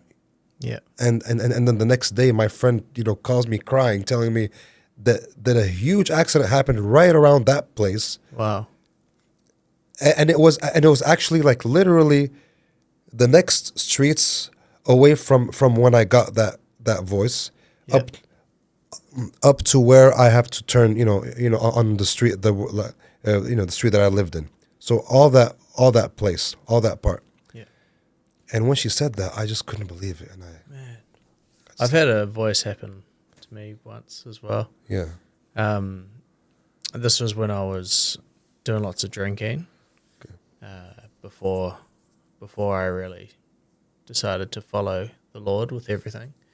And some friends call me up and they go, it was like a Thursday, and they say, oh, let's go to the city and go to this pub and have a good time. yeah. And I remember this voice saying, don't. Just that. Wow. That's all they said, Yeah, don't. exactly. He never explains why. No. He just says no. Just say, don't. Yeah, And I was like, I don't think I should. I got nothing to lose. right. That's what I thought. Yeah, I'll be fine. Oh my god, yeah, I know. And we get to this to the normal bar that we go to, and I have this drink, and I'm like, yeah, I don't know why I was so concerned. And then I wake up the next morning. Wait, sorry. That was it. Wait, sorry. You said you were concerned. What do you mean?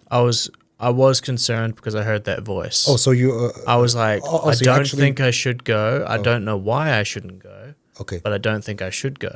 So I articulated that in my mind because I heard this voice, But you went anyway. and I went anyway. Okay. And so sorry. I just want to. Yeah. I just want to get this clear. Right. When you went anyway, did you feel like I probably shouldn't be doing this. Okay, Yeah. okay, I okay. felt that. Yeah, I yeah. was like, I don't think I should be doing this, but yeah, my mind was going, there's nothing could go wrong. I should be fine. that's the problem with the mind, man. And then I have one beer, and then I wake up the next morning. I think I was drugged, in all honesty. I have no idea what happened. My God. And my car's smashed up What? Your car smashed up. in my driveway. And did you ask your friends or someone who was with you? I still have no idea how I got home. Yeah. And like the whole side of my car is like smashed in. What? Yeah. Wait, but like, who was with you like that night? Was someone with you? Like, were Yeah. you- Yeah. I had a couple of friends with me. And I drove into town, into the city. And did you ask them do you guys remember what happened or? they all took taxis home, I'm guessing. And Oh, so okay, so they didn't see what happened like after that. no, I honestly wasn't. I for years thought I must have gotten so drunk and drunk drove, but looking at this one particular night, I'm like, I can't remember anything from the first beer. Yeah, you just took one beer. Like it was, and it's black, and I'm Black. like the whole blank, Oh, like okay. just Yeah. blacked out, and and my friend said I was fine, like I was just partying like normal, but I obviously wasn't there. Oh my Something God. had happened. Somebody had drugged my drink, and I would never drive home either. And Wait, what? I must have driven home and smashed up my car. I don't even know where I crashed. I just got the car home. I must have got the car home somehow. And yeah, but I remember that voice and was saying, don't go. And thinking, because I had gone into the pub before with friends and been, normal night, just have fun, enjoy, and then, get a taxi home and it's okay. And I go get my car in the morning. And then this one night, just the whole night disappeared after one beer. I remember that. I didn't even finish the beer. It was just Oh my God, really? So just like one sip, like Or I was a few sips. I was drinking it. So they were these big jugs. jugs, Yeah. which are about a liter Yeah, of okay. beer. So, but I didn't finish it. And so your friends who said that, yeah, like you were fine and everything, you were dancing. You don't remember anything beyond that first drink that you Nothing. took. Yeah. Wow. Nothing at all. I mean, who would drug I mean, who would Who would drug me? Yeah, I have no idea. You know what? Sorry, let me just because as you're saying this, my mind, or I don't know. I'm getting things that I would like to just share. I mean, I don't know. I'm just speculating because you said you might have been drugged. It might have been even something else. It sounds even like, I don't know, man. I mean, yeah, sounds like some kind of poisoning, but even it could even be some kind of, I don't want to say spell, but Yeah, like maybe. something strange, something really strange. It was really weird. Like maybe Yeah. because I know that drinks can be sometimes like things in general, but even especially things that we consume can be cursed. Like it may not even be like intended for you per se, but just cursed, and then it could have some kind of like reaction like this. Yeah, it was Because really strange. it's, yeah, very And the worst strange. part is I had had a small accident with my car, and I had just fixed it. So I had my car had somebody had backed into it, and I had to go get it fixed. And I had just got it back from the mechanic, and then They it got smashed it again. smashed up. And Man, I'm like, you're kidding? Yeah. And that's that. I was so worried that I had hurt somebody. Yeah, yeah, yeah. And I'm like, I don't even know. I still, to this day, have no idea If you hurt what. anybody, Yeah, I don't know what happened to the car. Nothing. I mean, thank. I mean, I'm sure nothing happened to anyone else. I mean, I'm sure if you, I mean, I'm sure if you did, they would have found you. Like, hey, yeah, that's the guy, or Yeah. they got your plate. I think I thing. just hit some something on the side of the road. Probably, I don't know. Hard to This say. this sounds kind of like what happened to me. Like when, like, I'm not talking about the car crash or anything, but that voice, like when he said don't, and then you don't obey, and then he like he keeps you alive and says like, you see what happens when you didn't listen to me.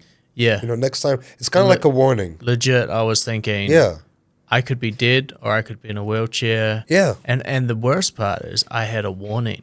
yeah. Like it wasn't like life happens, you know. It was a foot, like if I had killed somebody or maybe I was even raped. I don't even know. Like I wouldn't be able to say. And yeah, Yeah. I mean, it doesn't sound like anything happened to you, but it sounds like there was like a potential danger, like a really potential danger, yeah. and like a strong warning. Like, And I remember waking up in the morning, like literally going, "Oh, well, man, must have been a wild night." Just think, like I was okay, and like I wasn't harmed. And I walked out to the car and looking at the shock of my car being messed up, going, "What the heck just happened? What happened to my car?" Like I was like, I didn't even consider that I had done it. crazy. Literally, it was like, what? Yeah, I'm pretty sure when that happened to you, like you were like, I just wish someone was with me so that they can tell me what happened. yeah. Like that's crazy. Like everyone just left, and I then was so concerned though that like I didn't know what. like I'm so curious. Like just hearing the story, Yeah, I just want to hear like someone who witnessed that so they can be like, yeah, this is what I saw. What happened? yeah. It's like it's like a movie. Like when My there's like a friends mystery. they don't even know. They just said that I was acting normal. They lost me at a certain part of the night, and then yeah, I just messaged them a few days later. I was so embarrassed by it as well. Like it took me a long time to kind of figure out that I might have been drugged, because for a long time, for a couple of months, I thought I must have been that drunk, but then I was going through my steps and I'm thinking, I actually didn't have much money at the time either. I didn't actually have enough money on me to get drunk. Like I could Yeah, have yeah. one, maybe two beers, Oh wow. Yeah. and I was just gonna have like kind of a late night, not actually stay out all night, just with some friends and play pool. Yeah, man. And then God definitely just saved went- you, man. Yeah, Saved your life, bro. crazy. So you had this moment where somebody had died that you knew in a Yeah. car accident, Yeah, and and you it's, heard the voice. and it's yeah, and it's not just that. Like a lot of people got hurt when that car, because it was a huge car crash. Like my friend told me that their car actually like flipped, and it hit a lot of other cars. Like I mean, I don't know how many other cars it hit, but it hit like other cars and other people. Like like Wow. like there were people who got injured, because they were driving fast and they just crashed and boom, boom, boom, boom, boom, boom. And I was like, and like when she said that, I was like, man, if I was there, bro, like I would have definitely got hit or died or something. And then I started. So that's when I started really, really. I started to know. Actually, I think that's the right word. That that that there is a creator, a God, or there is And he's there's watching. yeah, he's watching. I didn't. So at this point, I didn't have any religious or any notion. I just like, okay, there's someone or something. I wasn't sure what or who, but I knew I was not alone, at least. And so now I'm like getting into just I was I felt the spirit. Okay, I felt there was a spirit, and now I'm like I'm opening up to the transcendental, to the supernatural. How people call it supernatural. And so I'm still not believing in magic and stuff and miracles, but so that's why it was very hard for me to see this happen and be like, it's clearly not a coincidence, but I know it's showing that something is there, but I cannot understand it, but I know it's there because this is not, it can't be a coincidence. Anyway, and then there was a few other experiences that showed me that that the supernatural exists. Yeah. That's quite cool. So your heart was completely opposed to it, the idea of it. Yeah, And then even through Zen, um, Buddhism would kind of open you a little bit to the idea of like the law of morality as well, how that's almost universal sure, in our hearts, sure, which sure. does point towards some sort of intelligent design. The fact that we have that, we're not Yeah, just reacting with our yeah, yep, own tendencies. yep, yep, And then you're having those voices, which is cool. yeah, And it's like this door slowly opening to like the revelation that God is saying, I'm here. yeah, yeah, It's yeah, cool. yeah, yeah. It's really cool, and yeah, it always gets me emotional because it just shows me how much God loves us. That even when we reject Him completely, He will still show us signs. And thing is, let me tell you, from since I was like 13 or 14, I would find myself sometimes praying to whoever was there, if someone is there, just asking, please, if you're there, if you can listen, if you can hear me, I just want to know the truth, please. I just want to know. I don't want to be fooled. I don't want to be like. I just. I don't want to follow a lie. I just want to follow the truth. Like if you're real, or if whatever is real, I just want it to be shown to me, please. And I was begging, and I would cry, and I would get on my knees, and I did this a few times, not too many times, maybe a couple of times at that age. Sorry, I think I touched it. Uh, so and then these things start to happen. Okay, and so I had these little prayers in my head, or requests, maybe you can say, but I was like praying about them, or from time to time. Like I want to know if magic is real, if spirits are real, if afterlife is real, if God is real. I don't know, like because here I am just I was I grew up very skeptical of course religion, like since I left it, and I was I was very like fascinated by science. I wanted to know, like I loved anything. So I loved anything that had to do with the pursuit of truth. So now anything that I start to pray for, I get to like things happen in my life that show me if that thing is real or not. So one time, yeah, I think I was like 16, or yeah, this I don't know. Anyway, I was teenager, and so we just so in Morocco it's very common for families to have a maid in the house. A housekeeper. Who would cook and clean and everything. It's very common. My mom had just asked her sister to find her someone who is trustworthy and who can come and help my mom in the house, right? You know. And so I remember this very, very, very well. My mom told me, like, she brought this young lady, this girl, home, and she said, yeah, my sister introduced me to this young lady, and she's actually from like she's from like the mountains, from like far away from where we were, and she was new to our city. She knew no one. Right.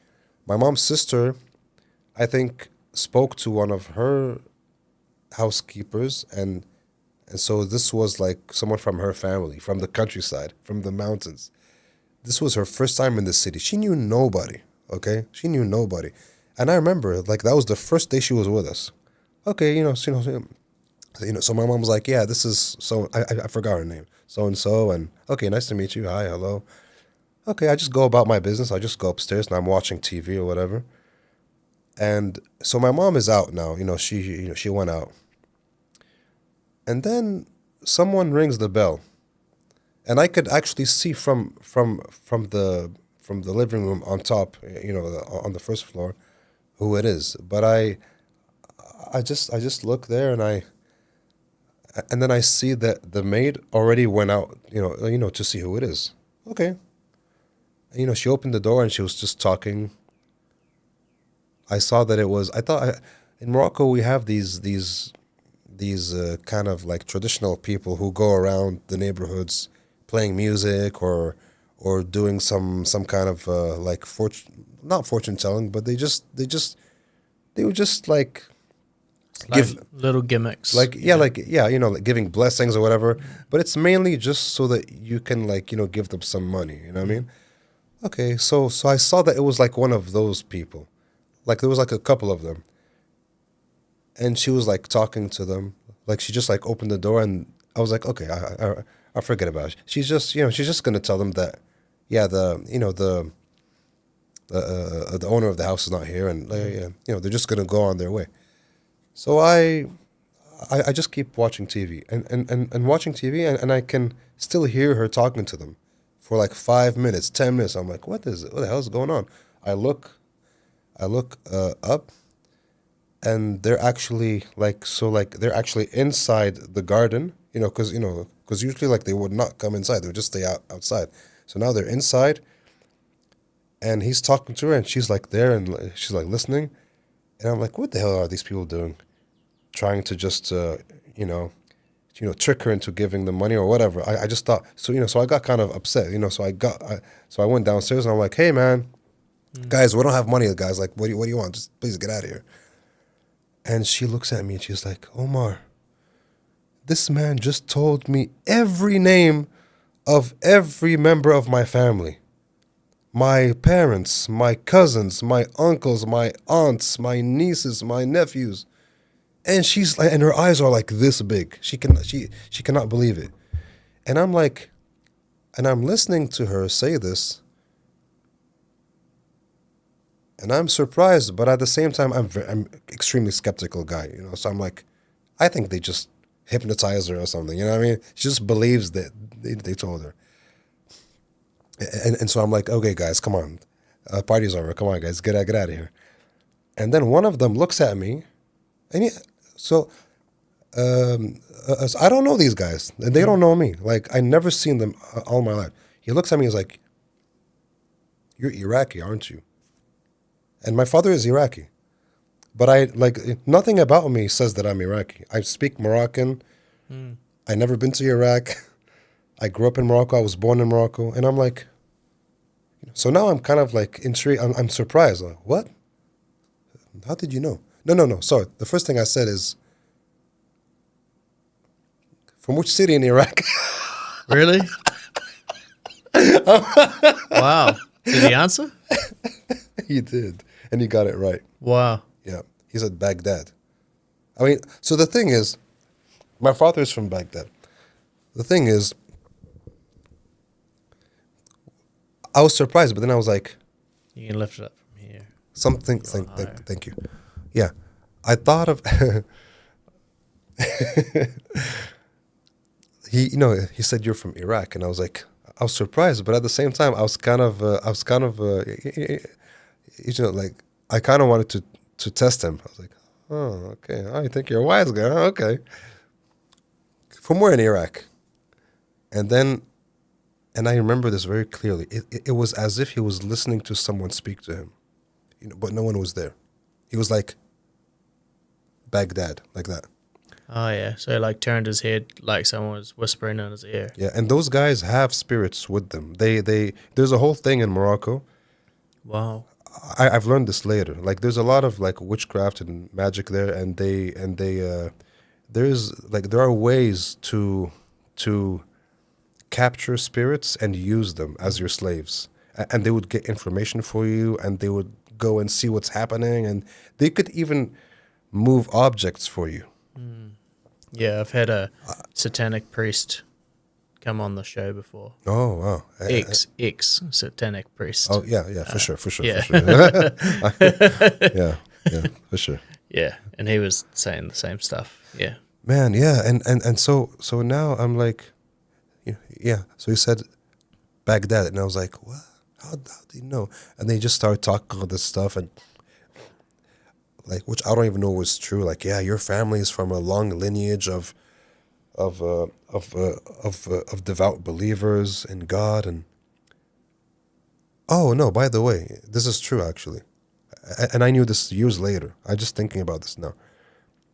Devout, and you're from a lineage of who are like very close to the Prophet and this and that, and I'm just like, at this point I don't even know like if I should listen to him, because I'm on my guard, and I don't want someone to like hypnotize me with words, like too much words, and like just like make me be like, okay, yeah, you know what I mean? Like I just like, okay, keep your composure, whatever he says, and then at the end he's like, okay, so now go home, like go inside and get us $10.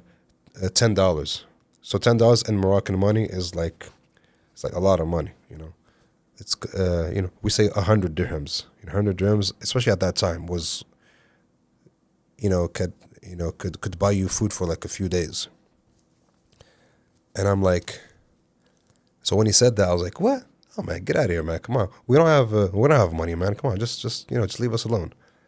And he he's like, okay, that's all right, man. All right, thank you very much. Bye bye. And he just left. Later, like much later, like when I talked to my father, like years later, I learned that actually we do have a lineage of Sufi mystics in the family. One very famous Islamic figure, Sufi figure in Islam, is very famous even today.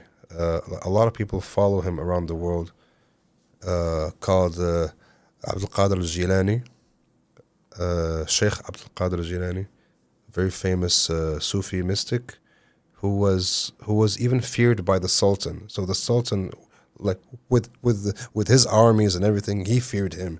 And this man had no army or anything, but he was so loved by the people, because he was such a righteous man and such a pious man, that like, if this man just said something, that like he like, if he just said to the people, do this, people would do it, because they loved him so much and they trust him so much. They trusted him even more than the Sultan himself. So the Sultan was afraid of him, but he was like a good man. He was, he was like a pious man, a good like he was a godly man. And then I thought back about this guy who was telling me all these things, and he doesn't know anything. I didn't know this, so like, how would he know this? So, and then like later, I learned that the spirit that he was, like in Morocco we say like he works spirits, the spirit he was working or, using, whatever.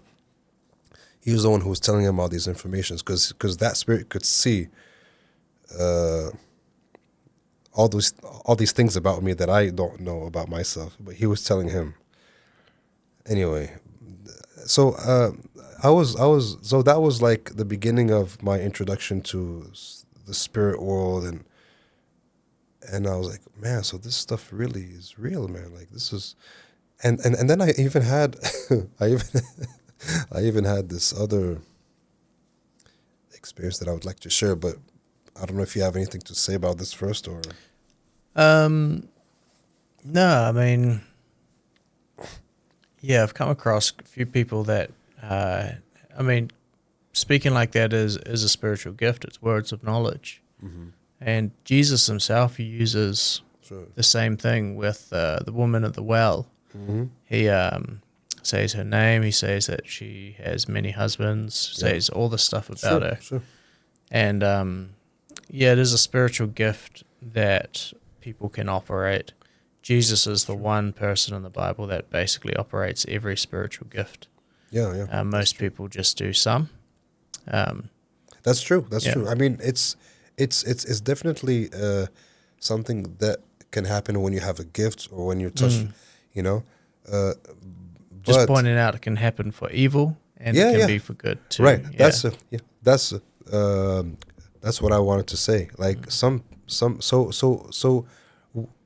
when it's a gift, it's like you've earned it because like you've been blessed by the Holy Spirit, and you have this gift, because it's been given to you. But there are ways to cheat and to use it in a like not an honest kind of way, Yeah. and that's where you have these people who use spirits or souls, and there's like a whole science of, like ancient science, Yeah, I think for like that how to do this.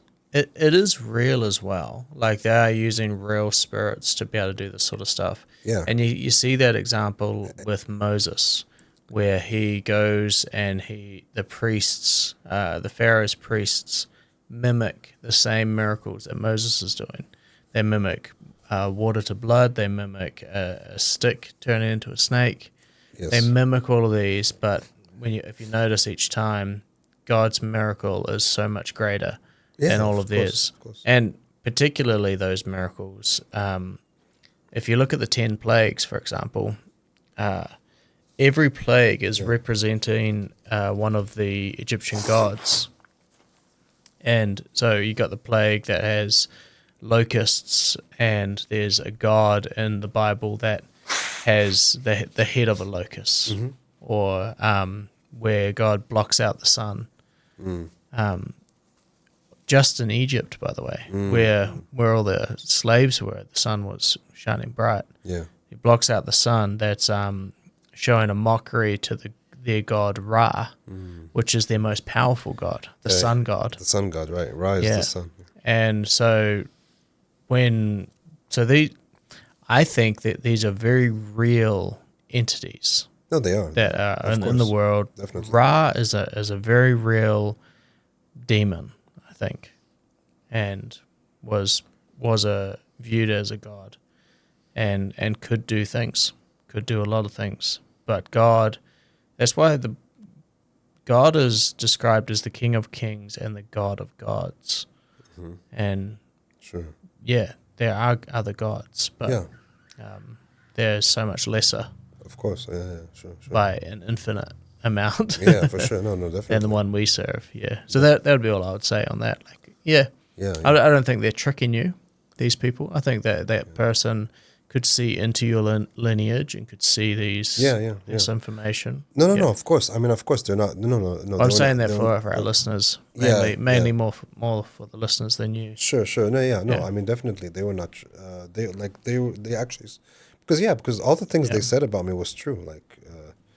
Were true, and not only me, but even the maid who just arrived from the mountains, like her hometown is like hours away from from her, and that was her first day in her life in that city. Yeah. And all of a sudden, these guys just come like randomly, and they don't know me nor her or anyone. Yeah. I never saw them before. Because you have these kind of people in Morocco, and like every day, like you see like different ones. Like they're not like the same, or like sometimes they might be the same, but like you don't really pay attention. But they don't know who lives there or who, Mm.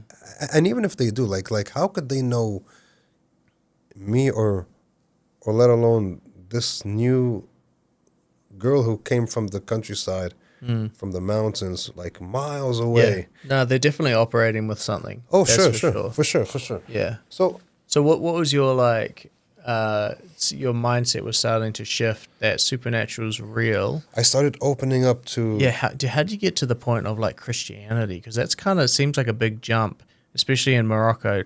Correct me if I'm Yeah, wrong, but yeah, yeah, there can't be a lot of Christians in Morocco. It's more Muslim, right? yeah, yeah, for sure. Yeah. Well, it's because of this series of events that got me closer and closer to that. Could I share a few more? Yeah. Okay, Yeah, we'll try and keep it not too much longer. sure. Um, Okay, yeah. okay. So basically, one of these. So okay, so I'm gonna jump to a few which were like really, really important in my life.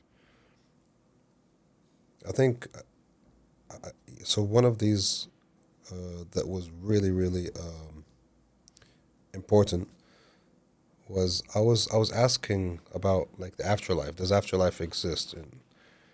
And then one time, um, in 2011, yeah, 2011, I was like 20, 26, yeah, 26, 25, something like that. 26, I think, yeah. Um, at night I'm sleeping and all of a sudden I see. I was okay. I was dating this girl at that time, and her father was ill.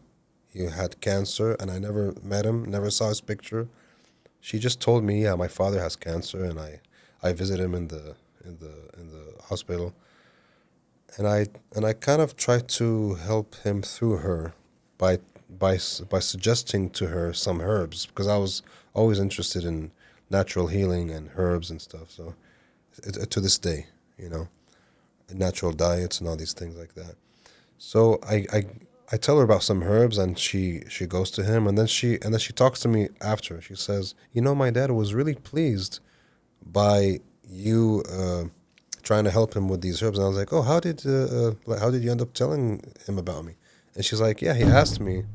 Right. That's Second time I've the done that. second time. Be careful. Need to move my seat away. Yeah, sorry.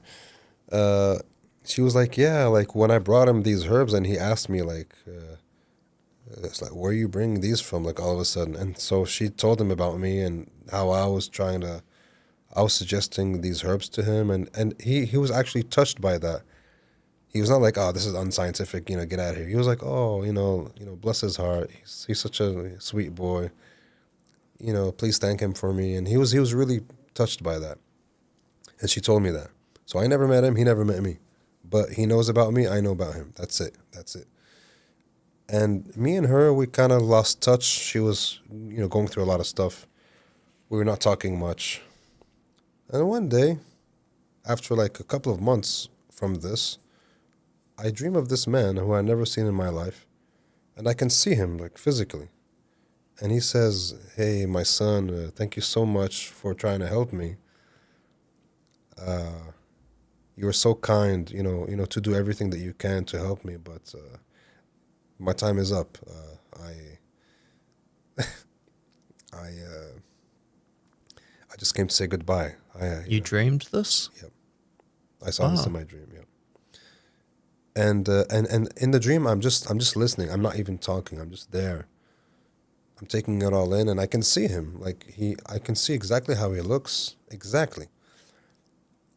And so he's like, I just came to say goodbye, and just to thank you personally, and please take care of yourself, and bye bye, bye bye. And then I wake up. Yeah, he goes in the distance, and I wake up, and I'm like, and I have this strong feeling that that's her father, and that he passed away. But my mind is like, come on, man, don't think like that. I'm sure he's okay. I'm sure he's healed. Uh, and besides, he didn't say his name. So how can you be sure that it's him? but I just had this 1000% certainty that it's him. You know how dreams are weird, like you see something or you see someone and you know who it is, even though they might not look like that person all of the time, or they might not say who they are, but you know, there are some things in dreams which just make sense. And I'm like, no, but I know it's him, but no, come on, it can't be him, because if it's him, that dream clearly shows that he died, and I don't want to think he died. Come on, don't think like that. That same morning, I got on the computer on Facebook, and I spoke to my girlfriend's aunt, who lived in the same city as me, because the girl didn't live in the same city. And the first thing she tells me, did you hear that her father just passed away? Wow. And I'm like, yeah, I heard. Yeah, yeah, I heard. She didn't ask me how, and I didn't tell her how. Yeah. And she's like, yeah, he just passed away last night. Just last Wow. night. And I just had that. And I saw him in my dreams saying goodbye. And so now my mind is like, I don't know why, man. Sometimes, like, when I think back on these things, I'm like, man, I'm so stupid, bro. Like, Yeah. I'm like, Hindsight, it's no, you're because thinking, how did I not see this before? no. What I mean is, even though this happened, I'm like, I just dismiss it as a coincidence. Yeah. I'm like, come on, man, don't believe in this stuff. Come on, it's Yeah. just a coincidence. It happened a second time. Really? The next, yeah, man. Her dad died again? No, someone else. Okay. But wait, but I hold was on. like, that's going to be really good because he must get resurrected. Right. Okay. No. But before that second time, a month later, after he died, after her, her father passed away, I told the girl about the dream. I told her exactly who I saw, and the thing is, I could not even guess or make this stuff up, because he didn't look anything like her. He didn't look like her at all. She's short and a little chubby, and he was thin and tall, and she was like more light skinned. He was more dark skinned. I couldn't even like So you hadn't met this person, no, never. but I just seen them in a dream. Yeah, I never even saw a picture. She never even like described him to me ever. This was like a new girlfriend, by the way. She was not like someone I was dating for a long time or anything. Yeah. I was just dating her for like over a month. That's it. I just met her that summer. Yeah. Okay, so I tell her how he looks. Very slim, tall, white hair, big glasses, big white mustache, dark skin, all these things. And even the clothes he was wearing white. I don't know if that's because he was in the hospital. I have no idea. But I told her everything, and she just couldn't. She was in shock. She was like, "You just described my father exactly how he looks, like Wow. exactly." And I was like, "Okay, wow, that's interesting." But even my mind at the time was like, "Come on, it can't be real. Come on." And then the next year, 2012, someone very close to our family, this old lady, who used to know me very well. I used to know her very well. I didn't see her or have any news from her or her entire family for 6 months. Like, I was completely out of touch with her and with every member of her family, because her family knows me. I'm friends with her grandsons and everything. But we, like, at that time, I was in school, and they were in school, and everybody was busy with life, right? It was a school year, so all of a sudden I see her in my dream. And she says slightly the same thing as the first one, but except thank you for helping me. Of course, because I never helped her. She just said, "Hey Omar, thank you so much." By the way, Omar is my first name. That's why I say Omar. But name I was brought up with. But so she was like, it was so nice to get to know you and take care of yourself, and my time is up. I just came to say goodbye. Wow. I swear, man. Yeah, exactly like that. And she seemed happy. She seemed happy, and like, okay, bye. I just came to say goodbye. Bye bye. See you. And I wake up, and I'm like, what is going on? What is this? This is weird. No. That's just a dream. That's just a dream.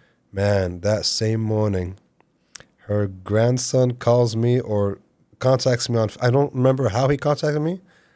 I think we spoke on the phone, or it was an SMS or something like that. Something like that. I don't remember exactly how, but he contacted me. I remember this. He contacted me. I didn't contact any of them. They contacted me, and he was like, "Hey man, I just called you to say we just lost our grandmother last night. I mean this morning, like we found her dead. Yeah. You know what I mean? Yeah. She was, she was lying dead in her bed. Wow. Are you aware of this?" I was like, "Yeah, man, I'm aware." It just came out like very spontaneously. Yeah. Just like the first time, because I was aware of it. I saw her. Yeah. I met her in my dream. How did he respond to that? No. Did he just assume somebody else told you? Yeah.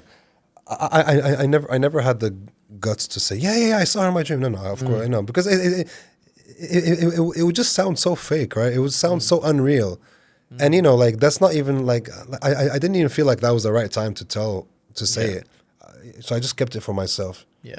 But I shared it with some of the family members later, and they were like, "Oh, like because they know me, they Not like gonna they make it up. yeah, they trust me." So like when I told them about that, they were just like in awe, like, "Oh my God," like praise God, praise the Yeah. Lord, but like in the Muslim kind of way, how you Yeah. say that, but yeah, it means the same thing. So anyway, sorry for dragging this very long. I'm so long. So cutting from there to present time. Yeah, That, because you're very fresh in the faith of yeah. Christianity, right? How many Well, years? No, just 1 year, man. 1 year. Yeah. So Since that's last cool. August. That's awesome. Okay. Thank Yeah, I'm keen to hear like how that happened. Yeah, sure. So living in Morocco. Sorry. You want some water? No, it's fine. It's fine. Thank you. It's just it's clear my throat. So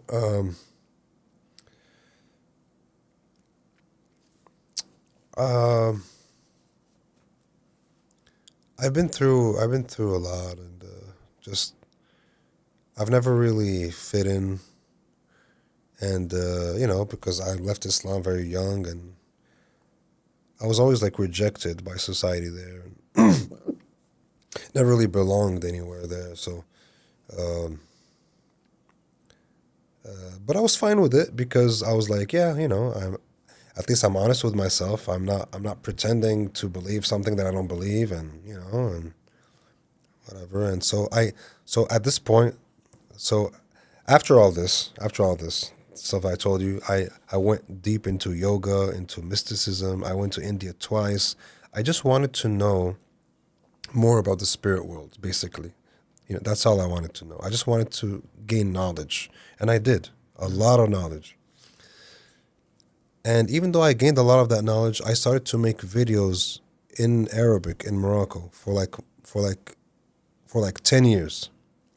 I have 400 and almost 450 videos in my first channel, which is mostly in Arabic, just speaking about spirituality and about what, like, my experiences. I started sharing my experiences much later, by the way. It was something that I always kept like intimate. I don't know why. I never really wanted to share much about it because I didn't want it to seem like it's just about, yeah, like I know this because I saw this, and because you have a lot of people talking about that. Yeah, I saw God, and I was like, come on, man, get out of here. You know what I mean? Like so for me, I didn't want it to become like a ridiculous thing, like because for me it was a really serious thing. I saw these things. Yeah. So when I talk about them, I always choose my audience and I choose my moments. I don't just come in and blurt it out, because for me it's like really really serious stuff. Don't cast pearls before swine. Is what the Bible says. Oh wow. Yeah. What does it say again, Sammy? Don't cast your pearls, your precious things, the moments that you've had with Christ, Yes. in front of swine, which is pigs. Oh my god. And basically swine that eat everything Yeah. good, bad, and it turns into nothing. So, like, to consider your audience, like you're saying, is fitting in with that scripture. Yeah, definitely, man. definitely. I feel honored that you're considering the Jesus Magnets audience Oh man, as not swine, which is of course great. not. Yeah, man. Thank you. I mean, this is a great testimony so far. Thank you. I like how God's really used every aspect, but very gently throughout your life, showing you that He can speak to you. He can, like, people. We have these ideas of religion where we're chasing, whether it's Buddhism or Sikhism or Islam or whatever it is, and often there's no revelation that you can actually hear the Lord speak to you, and you were experiencing that before your conversion, which is super cool. And that happens all the time. You got Moses before in a burning bush, Oh yeah, yeah. you know? It happens all throughout the Bible where the Lord, and that's what the Bible says, that the Holy Spirit, it's through the Holy Spirit and Him calling us Yeah, yeah. that we are able to receive. Yeah, yeah. Yeah. Absolutely, absolutely. And if I could just share one last thing before I get to my story when I became Christian.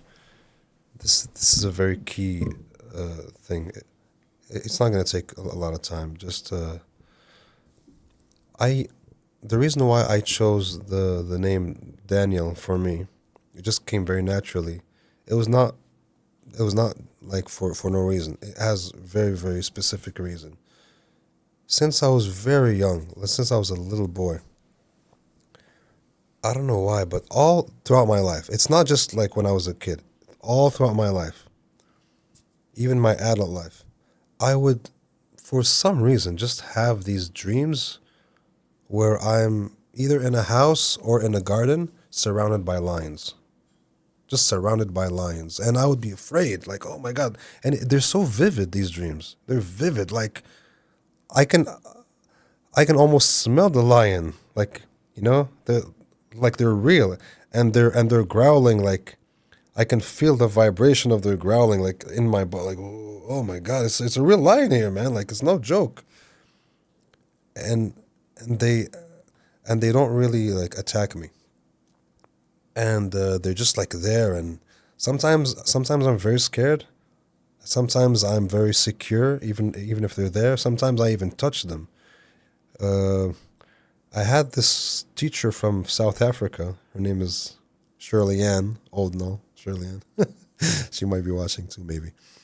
And because we're still friends, we're very, very good friends, me and her. And after she was my teacher in junior high. After I finished junior high, we kept in touch. After I finished high school, basically, we kept in touch and got back in touch, and we became just really great friends.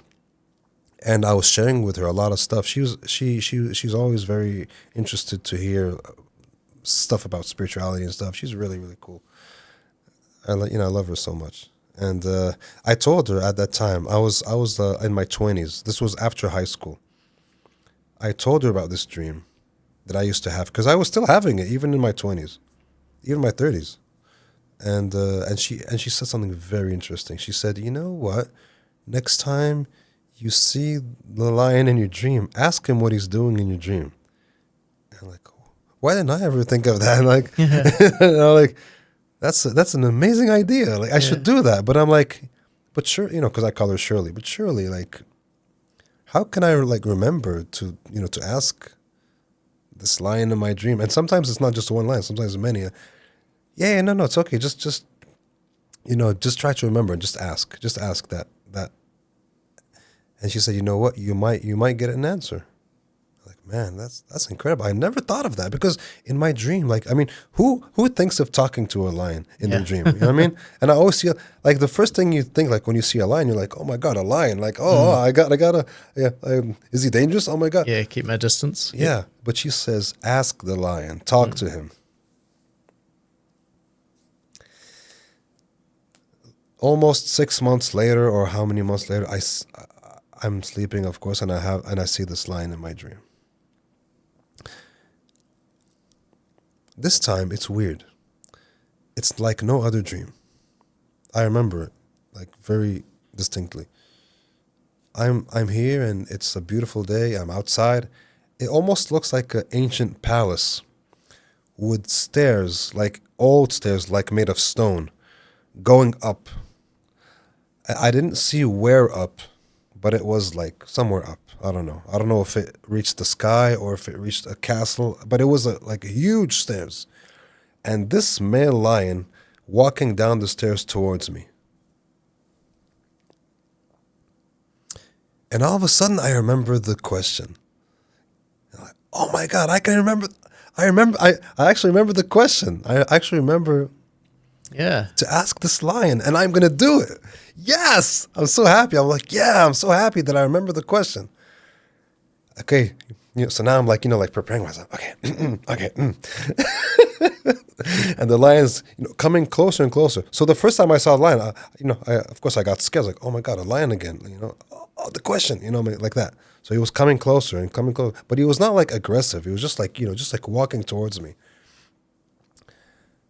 And as he came like a couple or several Just- feet, or Close. yeah, several feet close, I finally gathered the courage and I'm like, why do I always see you in my dream? Who are you? And he stops and he sits on his hind legs and he looks at me and he opens his mouth. And he says, I am God Almighty. I am the Almighty God, like that. He says, I am the Almighty God. Wow. As soon as he says that, I could not believe what I just heard. And I'm just like, oh, like I'm in shock. And then I wake up. Wow. And I kind of left this dream, like I was amazed by that at that moment. Oh, when I woke up, I've never felt so happy, so confident, so blessed in my entire life. Like that morning, I felt like when I woke up, I felt like I was on a cloud. I was like I felt so powerful. Like in a positive sense, of course. I felt so courageous and powerful and hopeful and just all the great feelings that you can feel. I felt them all at the same time. And I was just like, oh my God, I feel amazing, man. Oh wow, what is this? And so, but later down the line, I kind of forgot that dream. I was like, yeah, I don't really know what that meant, because I was still not a believer, I was just, and then okay, so now I come to the present time. So I'm like, I'm it's been always hard actually, living in Morocco as myself, because not growing up Muslim and being rejected even by family, like a lot of time, not my parents but our other family, extended family, and you always feel like they make you feel like you're an outsider. I mean, like, yeah, like you're not really one of us, like we're just coping with you because you're family, what I mean? Right. And I always felt that. And I'm like, and I'm feeling down. I'm feeling like, okay, like I know all these things about spirituality and I have all this knowledge, but I feel empty. What do I do with my life? I don't know. Should I just write books and share my spiritual knowledge with people? Okay, but then what? Still not leading anywhere. Yeah, Yeah. I don't know. I'm just like, I cannot see my future ahead. I just can't see anything. I'm just like, okay, I'm just living day by day. Wow. And every time I try to help someone or do something good for someone, I get backlashes from people. Not all the time, but it happened. It happened a few times, and I'm just it was just getting increasingly harder, and I started to feel like I don't feel like I belong here anymore. I don't feel like I don't feel welcomed in Morocco, because for a long time I was trying to fit in because I'm from there, I live there, and you know, and I just wanted to fit in. I just wanted to, yeah, this is, a lot of the times people were telling me, yeah, like you got to get out of here. Like, this is not your, it's not your place. Like, it's a whole other world. Like, you were not brought up like people here, and, you know, but I always wanted to prove them wrong. Like, no, like I love my country. I love my, even though I'm not Muslim, even though I don't have the same mentality, but I want to, you know, that's why I was making all these videos talking about all my knowledge on spirituality and stuff and health and, you know, natural healing and all these things that really are beneficial, you know? So I was, and I thought that that would be, you know, something good, you know, like I could be accepted and I still felt empty. And I'm like, man, Just because it's beneficial doesn't make it good. yeah, it was not. Not in the purest sense of good. Yeah. Yeah. There was nothing wrong with that. It was not bad, but it just, I just didn't feel like it was not fulfilling me.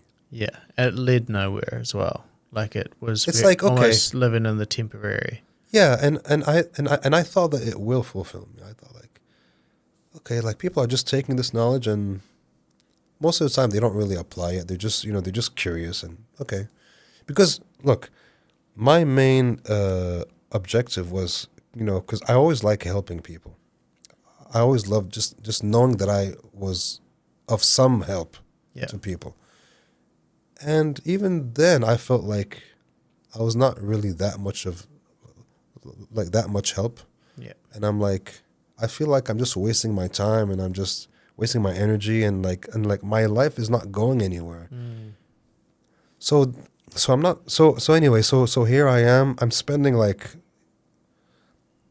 a lot of time like this and I'm like there's also there was also this girl who I was in touch with during COVID from the States. She was Filipino but American, and she was Christian. And you know, during COVID, you know what I mean, like the lockdown and everything, all you can do is, you know, talk online. You can't meet or anything. And we both didn't want to take the thing, right? You know, I don't want to. I didn't take it either. Yeah, good. Yeah, my man. So, and I was really, really in love with her. Like we were really like in love, both of us. We would talk for hours every day and cry and laugh and everything. And then she started telling me, please accept Jesus in your life. And I couldn't. I just couldn't. I'm like, I love you so much, and I'm willing to go to church with you and everything. But I just can't pretend to believe something I don't. I don't believe he's the Son of God. I don't. And she would cry and beg me. And I told her, I'm sorry. I don't know what will happen in the future, but I love you so much that I cannot lie to you. I love you so much that I cannot just fake myself. I have to give you my real self. Yeah. I mean, it's so easy for me to be like, you know what? I love you, so okay, I'm a Christian. I don't want to do that. And I hope that you can see that because I cannot do that, that proves that I, you know, how much I love you. But although all of that was beautiful and poetic, but she still needed a Christian man in her life. So she ended up leaving me. We ended up breaking up. And it was very hard because I don't think I was really, I mean, yeah, I've been in love several times in my life and it was very profound. But with her, I was like, I don't know, I was really, really in love with her. And she was too, like, by the way, like we kept in touch for a while. But it didn't last because of the religion thing, and it took me a while to move on. I tried keeping in touch, and then eventually she's like, "Sorry, I can't talk to you anymore. I'm engaged now, and I'm about to get married. I'm gonna go off grid." I don't know if she she ever comes across this video. I just wanted to know who I am now. That's it. Like, may God bless her and give her a happy life. Like I'm not like, but it just I don't know. I feel like that was God calling me, Yeah. and I couldn't listen because I told you. I just told you earlier that I could be very, very stubborn. Oh, the first time God talked to you, you didn't listen. You listened the second time, so there's a pattern going on. Yeah, yeah, So this was the first time. yeah, yeah. So now I'm in my life, and I'm like, this was a couple of years ago and stuff, and I'm like, just I don't know where my future is, where I am, where I'm gonna. I feel like I don't belong in Morocco anymore, but I don't know where to go, and then this voice, the same voice that was guiding me all throughout my life, and he guided me even in other situations, but due to lack of time, I cannot share Yeah. everything. But We can go into it another time. sure. Yeah. I could even tell you that one time he saved me from like I was in a. I just want to mention this really, really quick. I was in a life and death situation, and I was about to be murdered. Whoa. Yeah, someone was standing above me with a knife this big, like a sword, Whoa. and he was saying, "I'm going to chop your head off right now. Are you ready to die?" Yeah, and I was like, "Oh my God! Like I should save myself." And at that moment, that voice spoke to me Whoa. and said, "Be still. Just be still and know that I'm with you." Yeah. Wow. I That's hardcore. yeah, When, yeah, yeah. How did that happen? Oh man. Or is that a long story? It's not really a long story. Do you want me to get into it a little Yeah, bit? Okay. I think so. I Okay. don't know if you can drop that bomb and not. Sure. Of course. Yeah. Yeah, no worries. So I had a friend from Cameroon, a very, very close friend of mine. But this is not about him. This is about just me going to see him. He was living in this very bad neighborhood in a next city, in the next city next to ours. So I was in Rabat. He was living in Saleh. Saleh is the other. So there's a very, very bad neighborhood there called Sidi Moussa. So for all the Moroccans listening, they will definitely know that. If they can hear it, they would they put in like in the comments like, yeah, I know that place, man. That's a terrible place. Okay. So that night, I just wanted to go spend, because he was there just for like a temporary time, Like we were living together before that, but then he moved out, and then I moved back in with my mom, and anyway, but yeah, so I was going to spend the night with him that night. It was like during winter. It was really cold. That night, I was invited to a wedding with with my brother, because my brother's friend was getting married. So, and I know his friend too. So I went to the wedding, and I was all dressed up real nice and everything. And I told my brother, listen, like after the wedding, could you please just drop me off, so I can see my friend and spend the night there? So, okay. He drops me off there at this very bad neighborhood. But it was empty because it was cold. It was night, like very late night. But my friend, to meet me, he had to get out of the, because he lives in these little alleys. So he got out of the house. He met me. Anyway, we tried to go back to the house, but so the owner of the house where he lived, because he was just like renting a room, he had left the house to go pray. No, sorry. No, sorry. We were waiting for him to get out of the house to go pray so that he can get in, because my friend had forgotten the keys. So what we did was we stayed outside in this little alley, just like next to the house. And we were cold, so I was like, dressed up really nice and stuff, but I was really cold too. So this guy who watches over the cars or whatever, he brought us some blankets, and we were just sitting on the ground. And then he just disappears for some time. I don't know if he was the one who initiated that thing that happened or not, but I don't know. All of a sudden, this guy just comes on a bicycle. He stops next to us, and then he pulls out these two, like like one sword like this big, and then this thing that you hang meat with or whatever. I don't, like a hook. Whoa. Yeah. And my friend is like, "Oh my God, Omar," and I'm like, "It's okay, calm down." And and then he comes to my friend and he puts the knife to his neck and he's like, so he's basically just trying to intimidate us at this point. He's just here. He's like, he just wants to get money from us or something. I don't know. My friend got scared, and like my friend is like way older than me. I was like in my 20s. This was in 2009. 2008, 2009. Yeah, like a winter. And then my friend's like, "Oh my God, he was he was about to kill me, man." I was like, and at this point, I'm not speaking. Something is talking through me, and I'm just allowing it to speak through me. And I don't know anything about what's going on, but this something talking through me knows everything. So I'm not taking any credit for this, okay? I'm like, this person, Omar, Paul, Daniel, doesn't know anything. This thing just kept talking, and I turned to my friend. I'm like, "Don't worry, he's not going to do anything to you. I promise you." And I didn't. How can I know? I cannot know that, but something in me knew that, and was making me say this. The guy, points to me and like, "Hey, you, give me all your stuff." And I turned to him. So me and my friend were sitting down on the ground, cross-legged, covered with this blanket, trying to keep warm. And he's like standing like in front of us, like this, like carrying this big knife. "Hey man, give me everything you got." I look at him.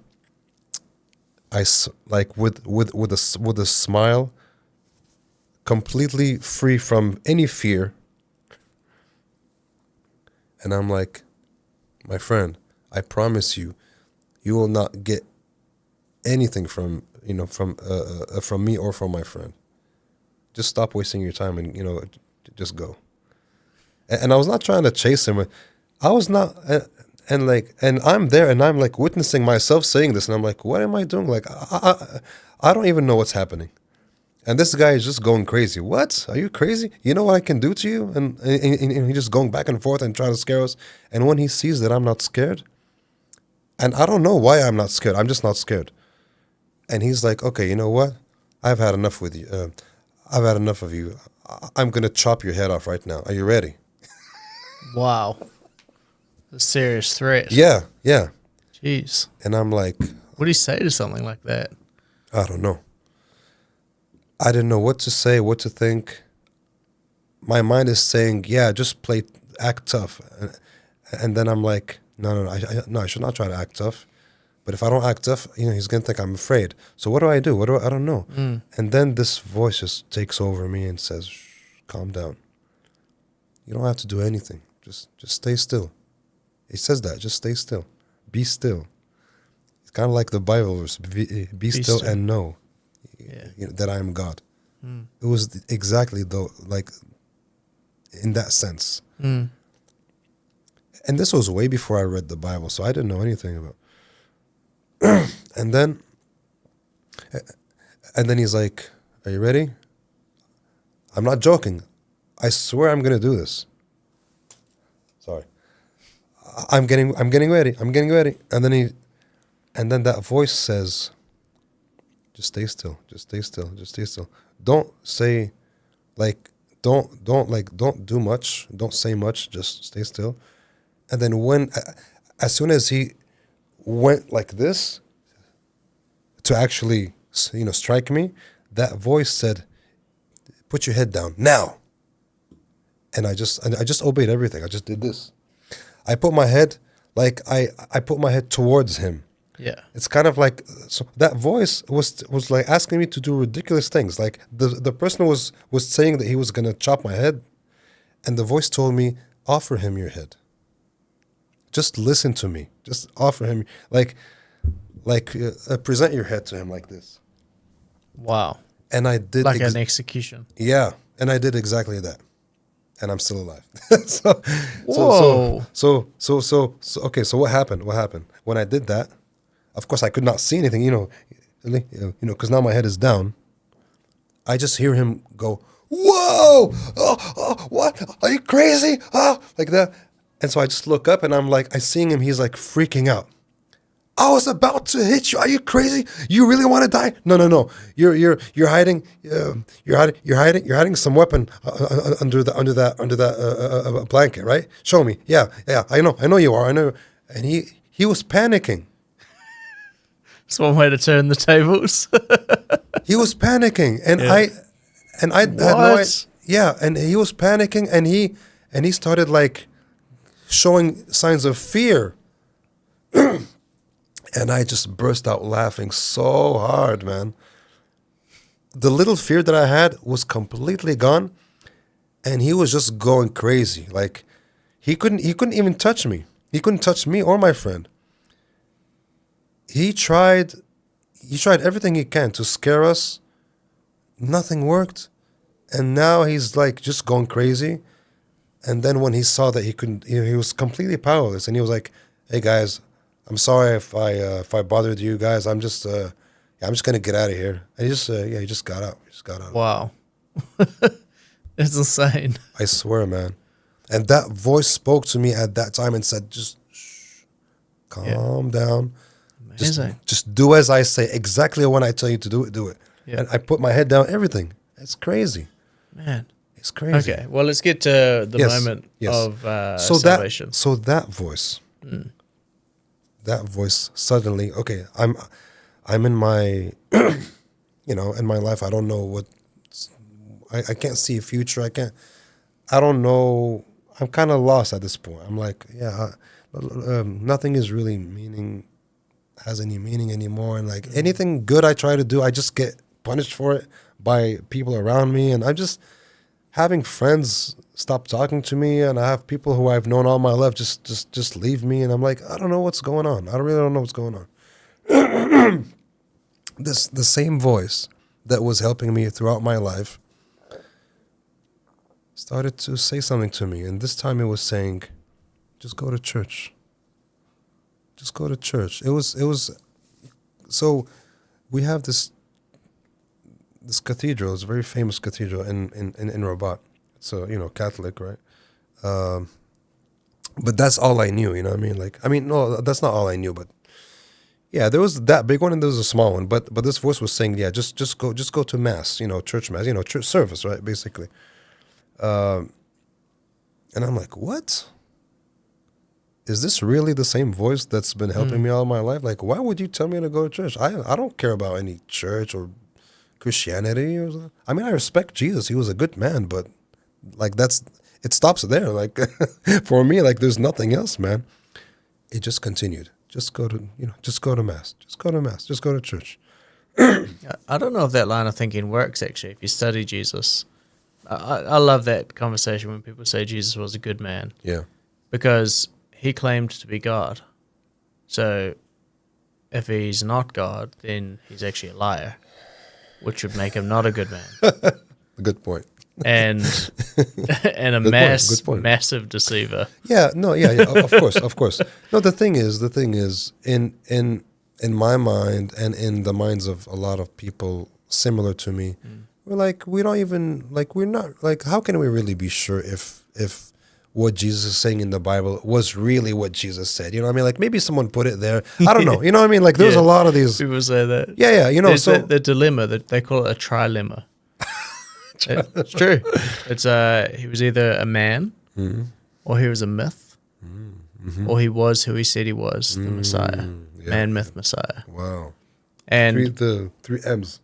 Yeah, there's actually a book called Man, Myth, Messiah. Very good on this, and yeah, they call it the trilemma.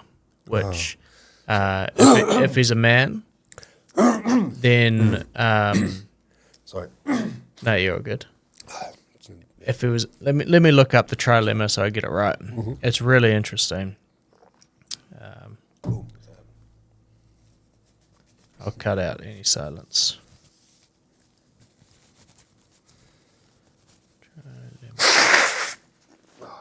That's fine. You're good. Trilemma dilemma. Dilemma.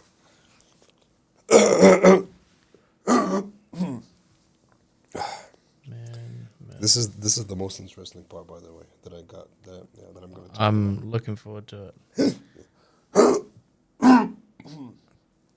So, The trilemma is a situation where one must choose between three difficult or unfavorable options. So Lewis, which in C.S. Lewis, he calls it the trilemma in Mere Christianity. And he argues that his claims of divinity leave three possibilities. He was either Lord, or he was a liar, or a lunatic. Oh, three L's. Three L's. Three M's and three L's. There's also man, myth, Messiah as well, which is just down here as well. I like that. So the dilemma is the situation where one is forced to choose between them, and only one can be true. Mm-hmm. So Man, Myth, Messiah, which is Rice Brooks, that book. I've read that one. Very, very good. Okay. So basically, let me try and find the actual thing for it. That's something else.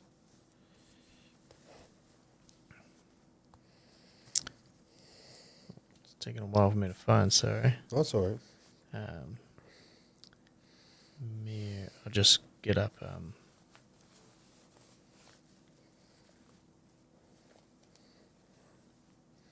This will go good for yours.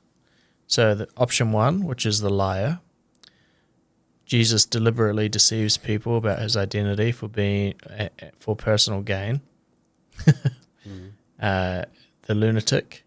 This option suggests Jesus was mentally unstable or delusional, believing himself to be God without genuine reason. So some people think that maybe he just thought he was God. Mm-hmm. And then, or the third option is Lord. So this option accepts Jesus' claim of divinity, suggesting he is who he says he was. And there's a really good quote on it. So I'm sure they have good arguments, right? Like from all sides, showing like who he really is, right? Yeah. Yeah, that's really good. It's a really good way to look at all the possibilities and to consider all the evidence that's there, and it's really helpful. Here's the quote, which paints the picture really well, and then we'll move on to what you're about to share. Mm-hmm. I am trying here to prevent anyone saying the really foolish thing that people often say about him, Jesus.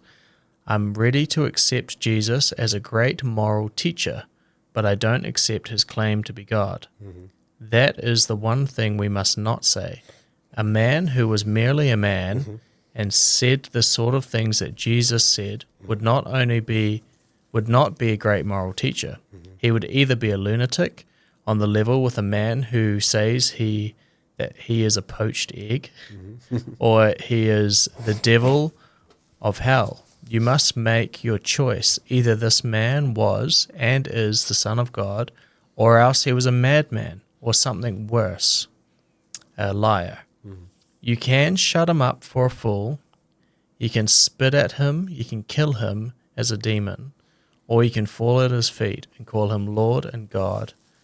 But let us not come with any patronizing nonsense about him being a great human teacher.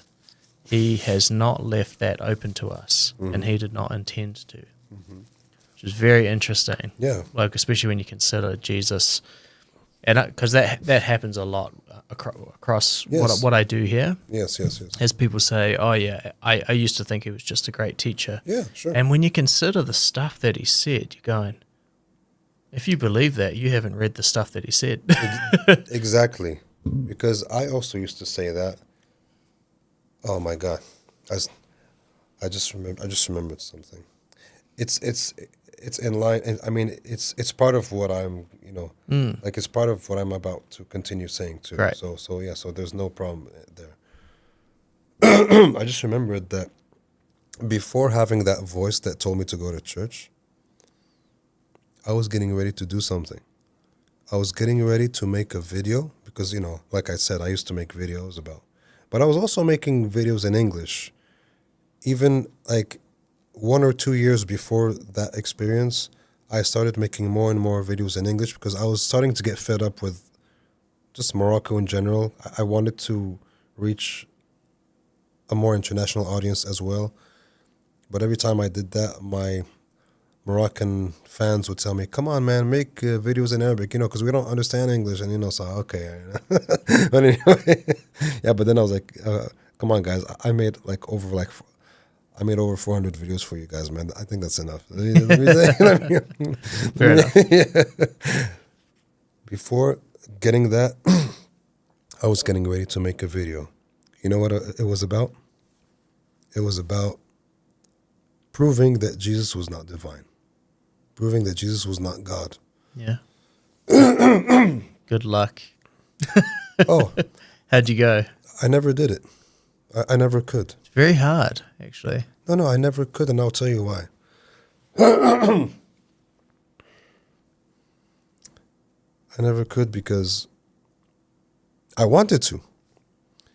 And I had all this stuff planned about how I'm going to say that, you see, he cannot be God when he's on the cross and saying, "Why have you forsaken me?" and all these things. And every time I sat down to make the video, because, okay, listen, every time I want to make a video, a YouTube video, I just spontaneously go and sit down and, put the camera, and then I just make the video and I just, post it.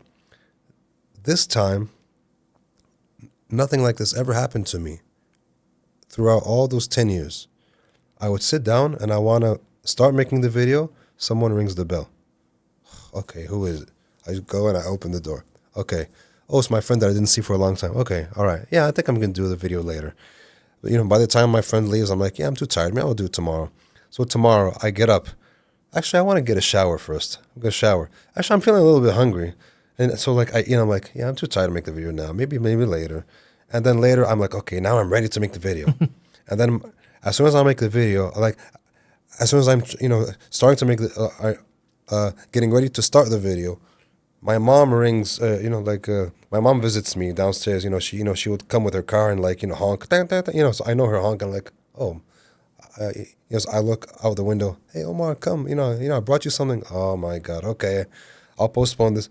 Every time I wanted to make the video about Jesus not being God, for some mysterious reason, man, something just stops me every time.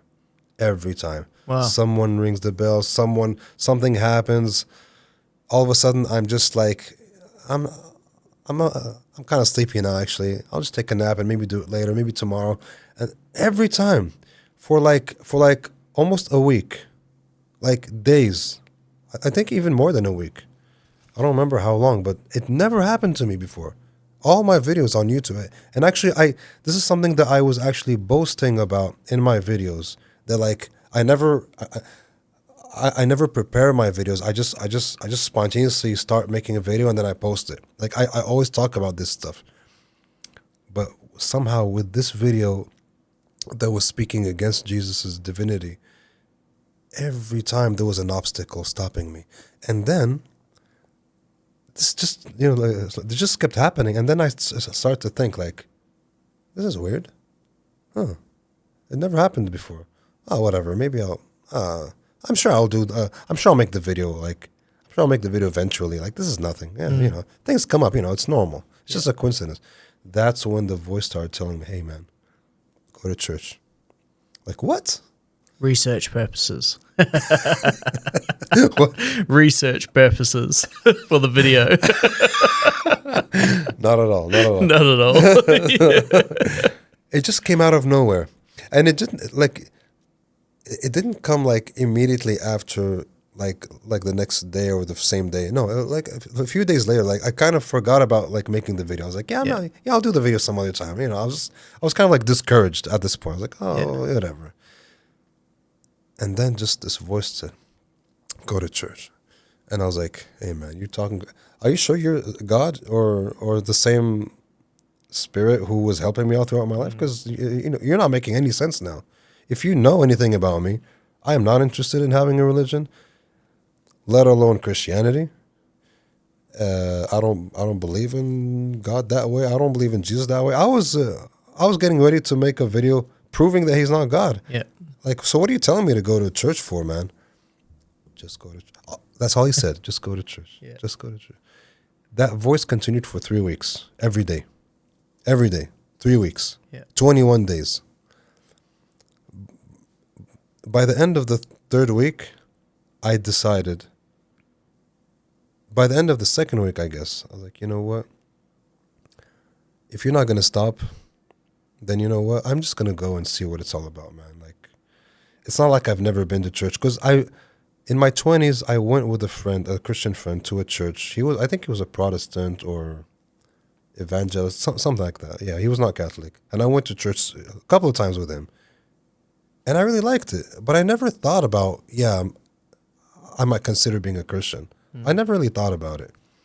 But I liked it. I mean, I remember it was nice. It felt really good and everything. But that's it. Like for me, I needed something more. I needed to believe or to know that this is true, and I didn't know. You know, You don't just want to do it yeah, because it feels good Sure, or it's sure. nice community. yeah, or, yeah. No, that was like never me. Those are awesome bonuses, but you Yeah. also you don't want those bonuses to be the deceiver. The reason, Yeah. Yeah, of course or not. that, like, the deceiving.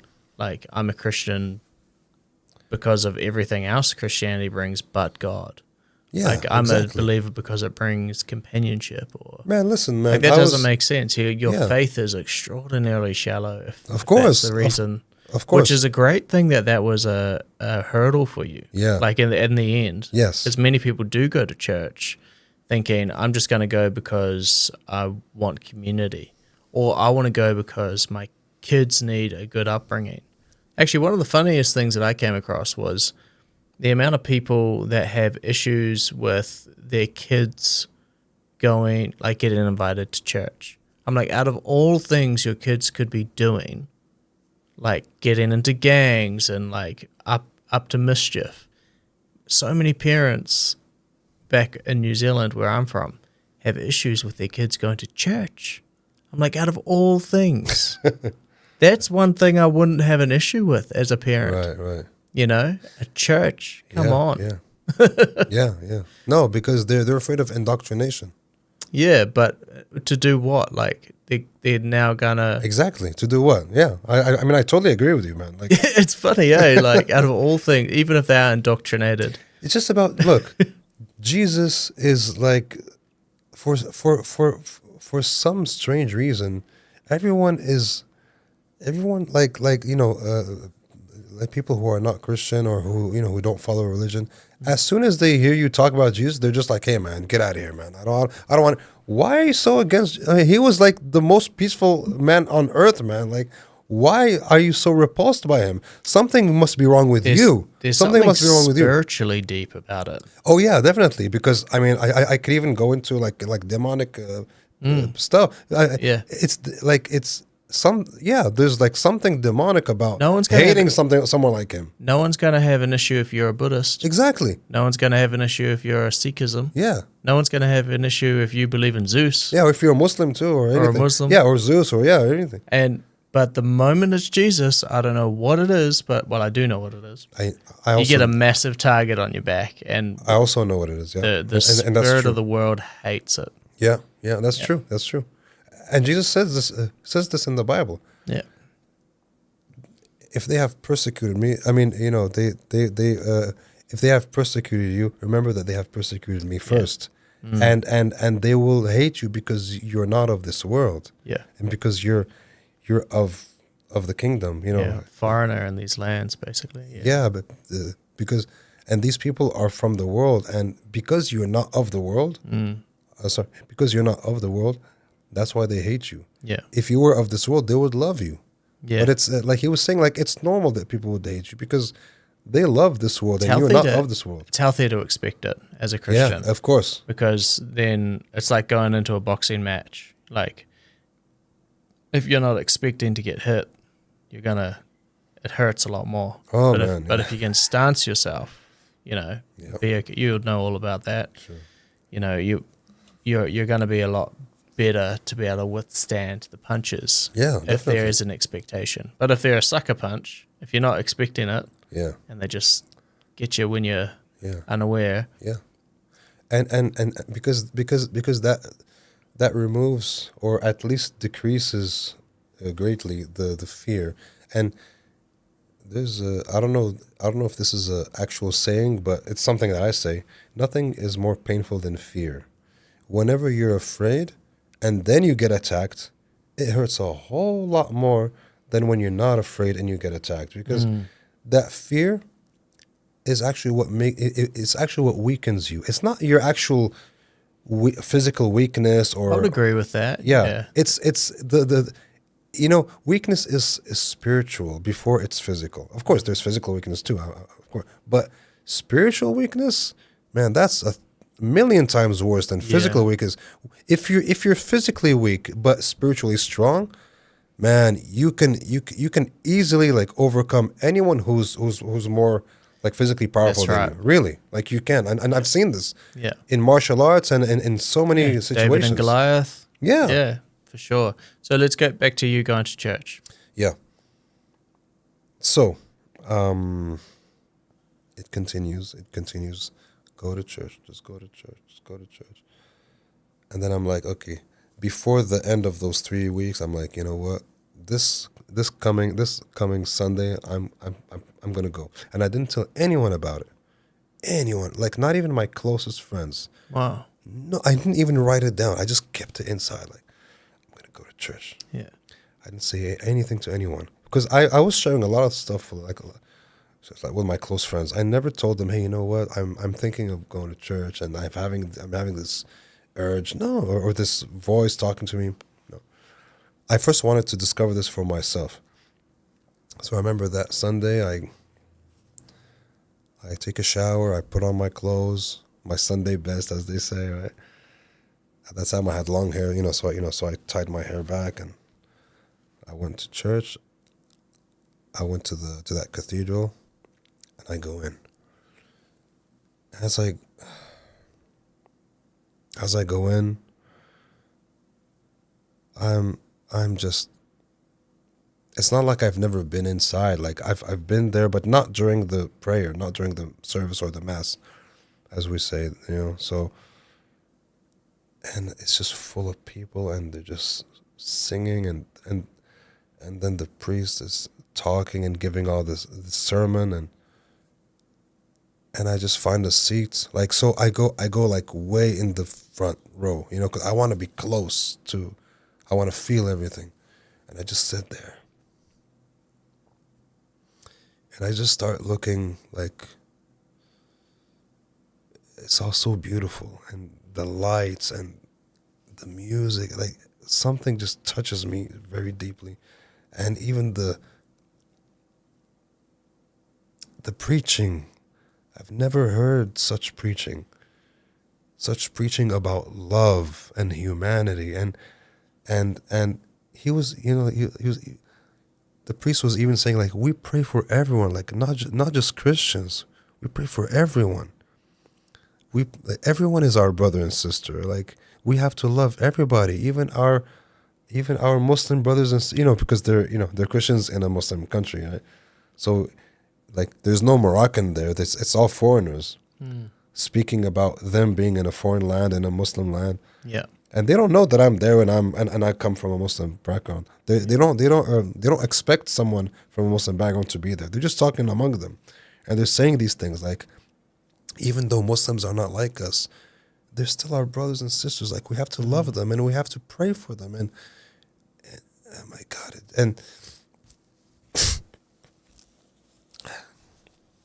it just really, really moved me. And it's not just that, like, so many things were said, and even the moments of silence, everything there just really, I was in tears. I was in tears from the beginning to the end. My shirt was drenched in my tears. I felt like I was baptized in my tears. Really, I swear. Like, That's awesome. Yeah, that's always how I, because people ask me after, like, have you been baptized? And the first thing that comes to my mind was, Kind of. yeah, exactly. And That's I'm like, cool. yeah, and I'm like, And then so as I'm crying, this I get the best way I could describe my experience. My heart was bursting. My heart exploded, not in a negative way, but exploded open. It was like shut close, shut hard or whatever, and it just broke. Like Heart of stone, Yeah. heart of flesh. Yeah. exactly. The Bible is Yes, I know. really specific about that. I know, which and is I had no amazing. reason to. Isn't that amazing though? Like Yeah, universally across yes, I had no thousands notion of of that. years. Yeah, Yeah, that people experience that this heart. yeah, I just think that's cool. You Yeah. know, that you're describing this, yes, and and yeah, so cool. and let me tell you, I before I went into that church that day, I did not realize how much my heart has become hard because of everything I've been through, because all the deception and the heartbreak and all these things, the rejections and everything, and it made me hard. Like it made my heart hard, and that's why I wasn't feeling God anymore in my life. I was not feeling.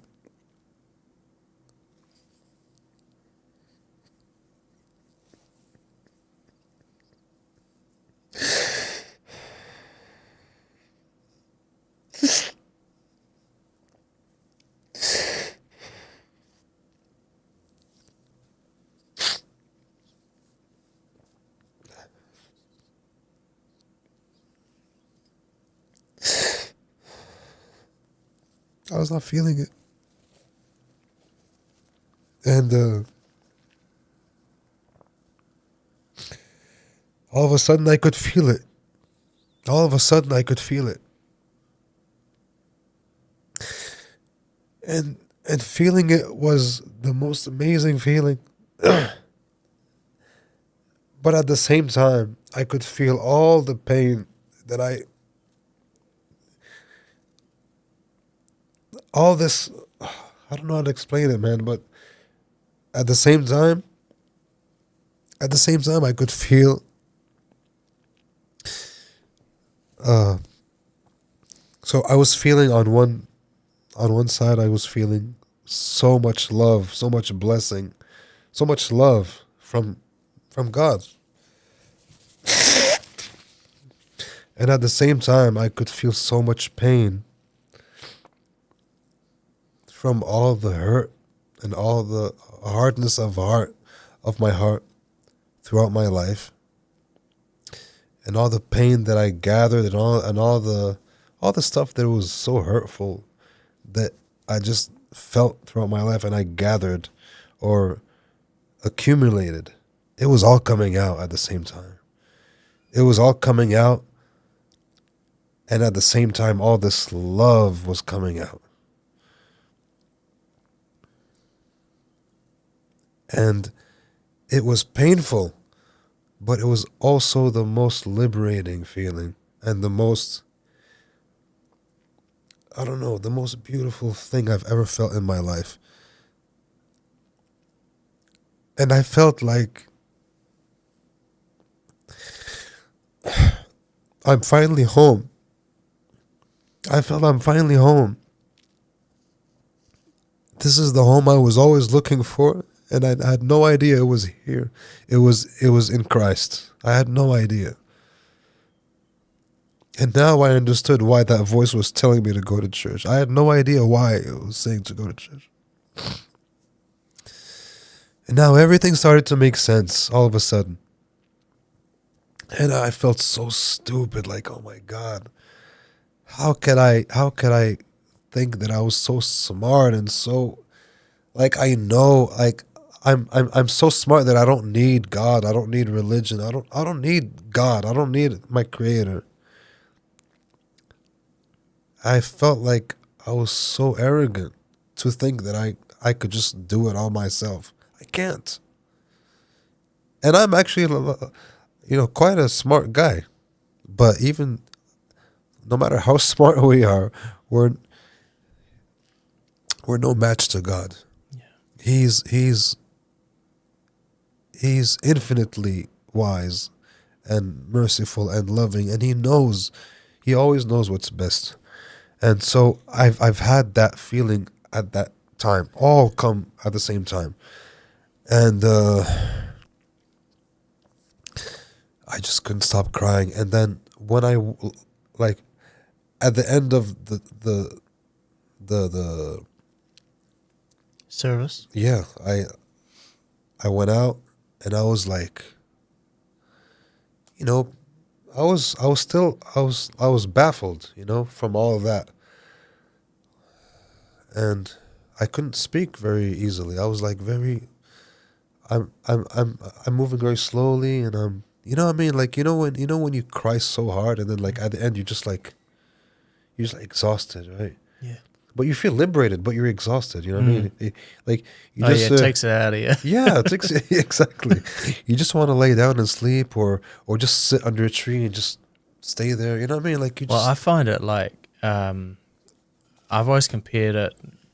I've had a moment like that before, where have you ever carried a piece of paper? yeah. It's not very heavy, right? Yeah. But if you carried a whole ream of paper, like lots of pieces of paper, Very heavy. it gets heavy. Yeah. And then you keep stacking them on, the reams of paper. Oh yeah. And I find like that one little bit of paper is like that one sin that we start carrying, or that we think we can get away with, and it's okay. That little bit of guilt or whatever it is, and then it's just another and another, and it becomes a ream, and then you get, and it's like the frog in the hot water doesn't realize he's boiling after a while. It's nice and warm at the beginning, and then all of a sudden he's boiling to death. And sin is like that, where we think we're okay, and we're carrying this weight around our whole lives. And you're saying like, man, I just didn't want to do anything because Jesus says, I'll take your burdens. Cast your burdens on me. My burden is light. My yoke is easy. So like throwing all this stuff, like just surrendering it down to him. And then all of a sudden it's like, I can breathe. Yeah. And it's like you've never breathed before. Exactly. And I didn't even realize. Exactly. And you didn't realize how exhausted you were. Yeah, exactly. Doing everything in your own strength, thinking you can do it, which is the biggest lie. Absolutely. Like, we need God. He makes it so much easier on us, man. Yeah. That's how much he loves us, and we don't realize it because it's so easy to get arrogant and to become prideful. Like, yeah, man, like I've accomplished so much. Like, I don't need God. I don't need religion. So that was my position. Like, before going to church, I was like, I don't need like, why would I? That's why when the voice, even see how my arrogance was bad. Like, even though this voice, I recognized this voice, that it was the voice that saved my life so many times, and even after all of that, I still had the audacity to try to argue with this voice and be like, "Come on, man, you telling me to go to church? Why am I?" But God, He's so merciful. He's like, I know that you're a victim of your arrogance. Just go to church. Just trust me. Just go to church. He didn't say that you will have this if you go to church, or no. He didn't say anything. Just go. He just kept saying it, and I was like, okay, you know what? I'm gonna go. He knew that I was, although I could be a little, I was like, I could be a little prideful or arrogant, but he knew that my heart was gonna seed or no, how do you say that? So like, was gonna like surrender to him. He knew that. Yeah. And so when I came out of church, people greet and say hi and talk and whatever, friends meet up and everything. And of course, eventually people said hi to me and, what's your name? And, oh, my name is Omar. Oh, a Moroccan Christian. Interesting. I'm like, no, I'm not a Christian. Oh, okay. Well, welcome to the church. Well, that's it. Yeah, I mean, how did you like it? Did you like it? I mean, I was worried that they would be like, so what did you like come do here, man? Like if you're not Christian, like what are you doing here? No, they just welcomed me, man. Oh, nice. Okay, well, welcome anytime. Mm. That really touched me, man. And I'm like, yeah, thank you. And so so they're like, yeah, well, we're just curious, like, what made you come here? And this still happens to me, but it was happening to me a whole lot more back then. Every time someone would ask me, what made you come to church? I would just start crying. That was my answer. Because my answer was not words or, oh, because, no, I just, you know, it's something beyond any words, man. It's because God told me to, man. Like that's Yes. basically it. And and if I say that, I just start crying. Or even before I say that, I start crying. When people ask me, like, so what made you become Christian? I just start crying because I can see my ignorance, and then how merciful God was with me and just saved me, brought me to his house, his church and his people. And so now I'm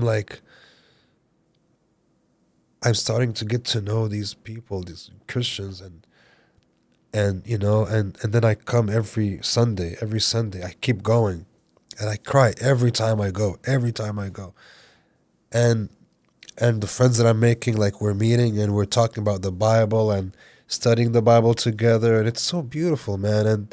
And then, like, I just felt like I have a family now.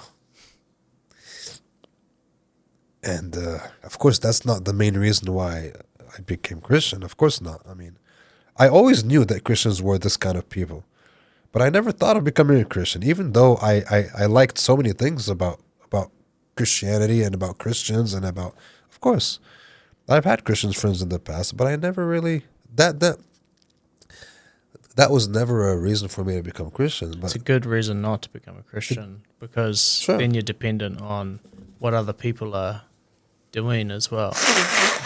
And one thing, sure. I remember one guy that I was talking to, he said, um, he said, I would never become a Christian because you're all just hypocrites. I was like, yeah, we can always use room for one more. And it was like, we know, like that's the deal, is we need a savior. We're fully aware of our sin. Yeah. We're not ignorant of the fact. Yeah, yeah, And I think it's important not to be like, oh yeah, I'm going to go to become a Christian because I lack a community, or I lack a wife, or I lack, sure. No, that was to be honest, if that's the reason why you want to go to church, I actually still encourage you to go to church because you never know, God can work with everything. But Sure. if that's something like you really hold on to, remember there's a lot deeper love than just the love of sinners. There's an incredible ocean deep love that Sure. God has for us, and that you've experienced. Every time you talk about it, you experience, Yes, which absolutely. is amazing. Absolutely, And yeah. that's how you know that it's so real, it's deep, it's authentic, and the Holy Spirit has changed you from the inside out Yeah, and continually transforming you. Like, to be able to walk into his embrace from a thought yeah, that you have, yeah. and it hits you like that. I mean, it hits me when I talk about this one moment when I heard the Lord's voice. I won't go into it, but he attached a feeling to it. That wasn't my feeling. He said, because the Lord said to me, this is how I feel about, it was actually about Muslims. This is how I feel about people turning away from my faith and becoming a Muslim. Huh. And I shared that with my wife, and she's like, what does it mean? And I don't know. And then I started sharing it a bit with my wife, and all of a sudden I wasn't able to speak, and this overwhelming feeling came over me. And it was what he said. This is how I feel. And then I got a feeling, which was this incredible heartbreak. Really, really hard heartbreak, more than I've ever felt. And I broke for like 2 hours. Was unable to talk, speak, crying. And I don't care that much. I do care, but not like that. If I'm to be really honest, if somebody was to change faith from Christianity to Muslim, I would, it's not that I wouldn't care, but I don't care that much, personally, to cry for 2 hours. It was somebody else's feelings. It was God saying, this is how I feel. And it was intense. I think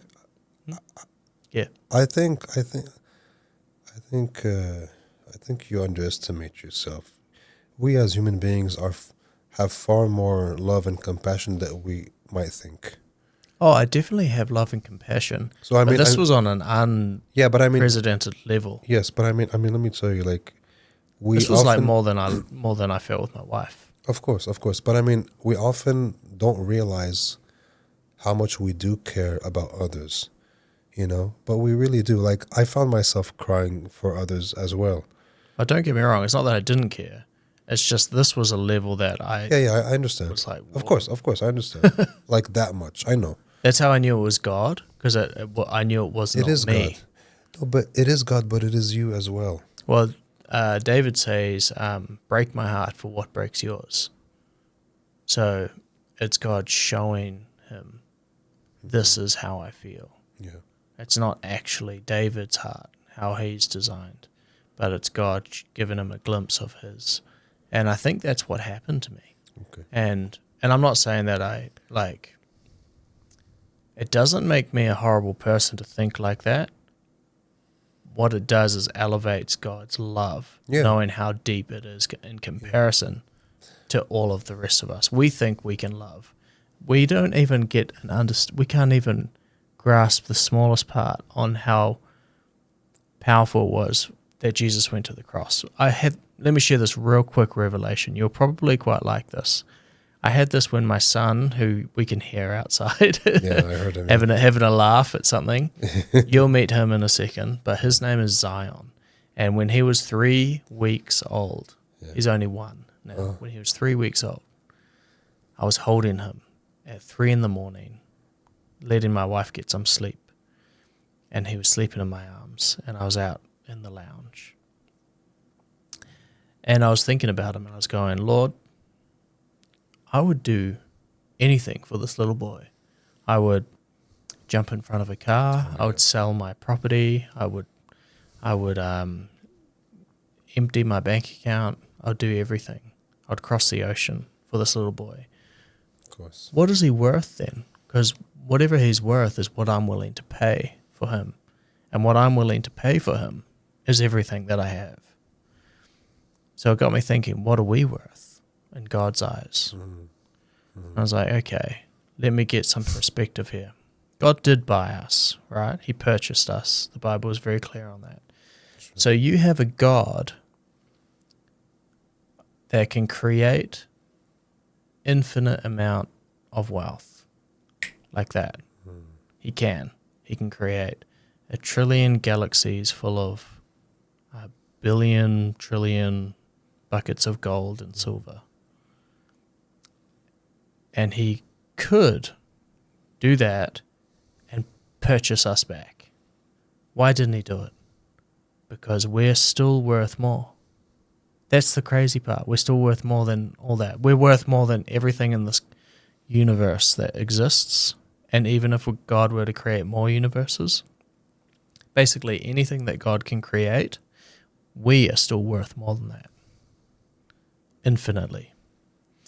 So we're so valuable that there's nothing in this universe that would have tipped the scales for the purchase of us back to God. Because that would be our market value, whatever somebody's willing to pay. We're so valuable that God had to find something outside of creation that wasn't created. Jesus. And that had to be our down payment. Now, the cool thing is Satan understood this. He scoured all of the universe and went, there's nothing that God can use to buy these people back. They're screwed. So when he saw Jesus going to the cross and dying, he thought that he had won, not realizing that that was the down payment for our souls. So if you ever consider yourself not valuable, you are more valuable than, you're not just more valuable than everything in the universe. Your value is an immeasurable amount. More than everything in the universe times infinity. And then that is still not enough. Isn't that crazy? And I'm looking at my son, and this is the funny part. I'm like, I would do anything for you. I would move mountains. I would bankrupt heaven for you. And you don't even know who I am. Yeah. Isn't that special? Exactly. And my son didn't know who I was. Yeah. And that's Jesus to us. He's looking at us going, you don't even know who I am yet. And this is what I did for you. Pretty cool. It is, yeah. So I had that revelation about 11 months ago. That's beautiful, man. Really beautiful. And it still wrecks me when I think about it. Yeah, of course. Thank you for sharing that, man. Yeah. It's really beautiful. And it's so true. So true, man. Mm. So, spot on. Yeah. It's, Anyway, let me ask you one last question before we wrap things up. Yeah, Now sure. that God has been part of your life so intimately for a year, where do you see him taking you? Oh, that's a loaded question. I don't know, man.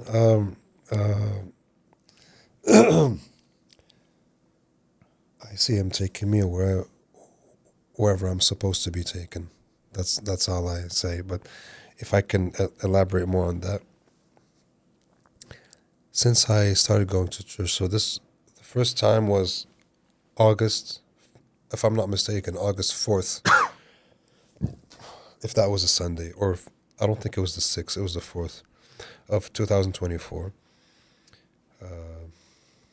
My life just suddenly started to change, man. Everything started to come back to its place. My relationship with my mom got fixed because me and my mom had a lot of hard. My mom is a very, you know. I have good parents, but she's very hard to deal with, and she takes a lot of medicine, and she has like nervous problems, and so it was never easy to have a relationship with her. But since then, my relationship with her just was never better, and she even started to actually go to church with me, and I start sharing the Bible, Bible verses with her, and she really loves it more and more. And she's still going to church even now, and like wanting to know Jesus more, and It's awesome. Yeah, man, and we have a really good relationship. Unfortunately, with my father, with my dad, I tried to share with him, but because he's studied Islam and even Christianity to some extent. I'm not convinced at all that he knows Christianity as much as I thought he did. Because whenever I always shared with him about my spiritual journey, and he was always open. When I was talking about Buddhism, about Buddha, about this, about that, he was always open to hear me out and to consider what I was giving. As soon as I told him that I'm going to church and I want to talk to you about the Bible, he's like, there's no need. It's different. It's different. It's different than any other. And I told him, and I even told him, like how come you were always open when I spoke about anything else spiritual, but as soon as I start talking to you about Jesus, you just want to run away. Oh, look, you have your own belief. Just leave me alone. I'm like, no, I'm not going to leave you alone. I told him that. And we're actually like now we're not in really good terms just because of this, actually. Like, Yeah. and we'd never been in bad terms before, never, Interesting. just because of this. And he's showing like aggression, and he's showing like hostility and coldness, and I'm yeah. Sometimes we'll argue, but it's always in good faith, from my end at least. And I'm like, hey man, listen, like, here's something else that you can see, like. It shows because he okay. The thing is, can I share this real quick? He okay. Hmm? He because I even spoke to him about some of these experiences that I had with God, right? Showing me that people don't just die and disappear. They're actually there, and they, because they greeted me and said goodbye and thank you, and I'm leaving to a place, and they're actually going to heaven, right? Like it's obvious. And I was telling my dad, like listen, he's an atheist. He doesn't believe in all of this. I'm like, listen, I saw deceased people in my dreams saying goodbye before anyone even told me that they died. Mm. And I've been always told the very next morning by their family that they passed away. And you know what my father said? Yeah, no, that's just a coincidence. And I'm like, really? Like 2 times, 3 times? Like, seriously? And He, you know sh- what? he should be asking you to buy a lotto ticket. Exactly. Right, exactly. No, but that's what I told him, you know what? I know that you're being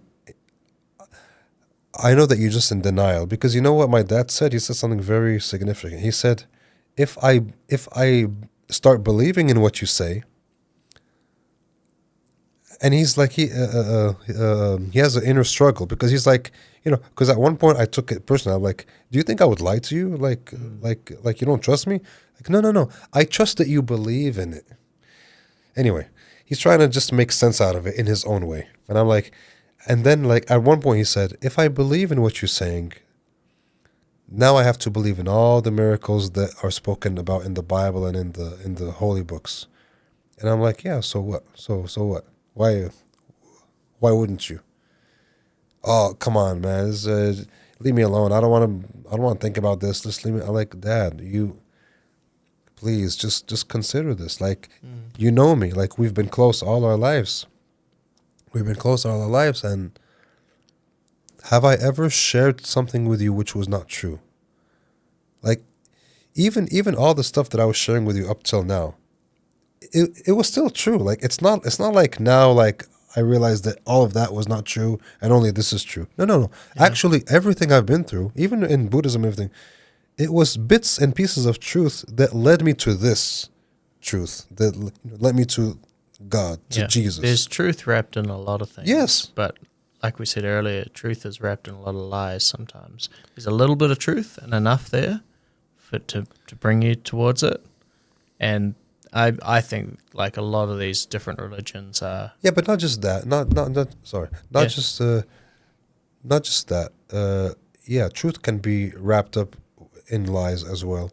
But sometimes you can find truth which is incomplete. Like, it's not necessarily wrapped up in lies all the time, but it could be just bits and pieces of just a little truth. bit off. Yeah. Yeah, just like,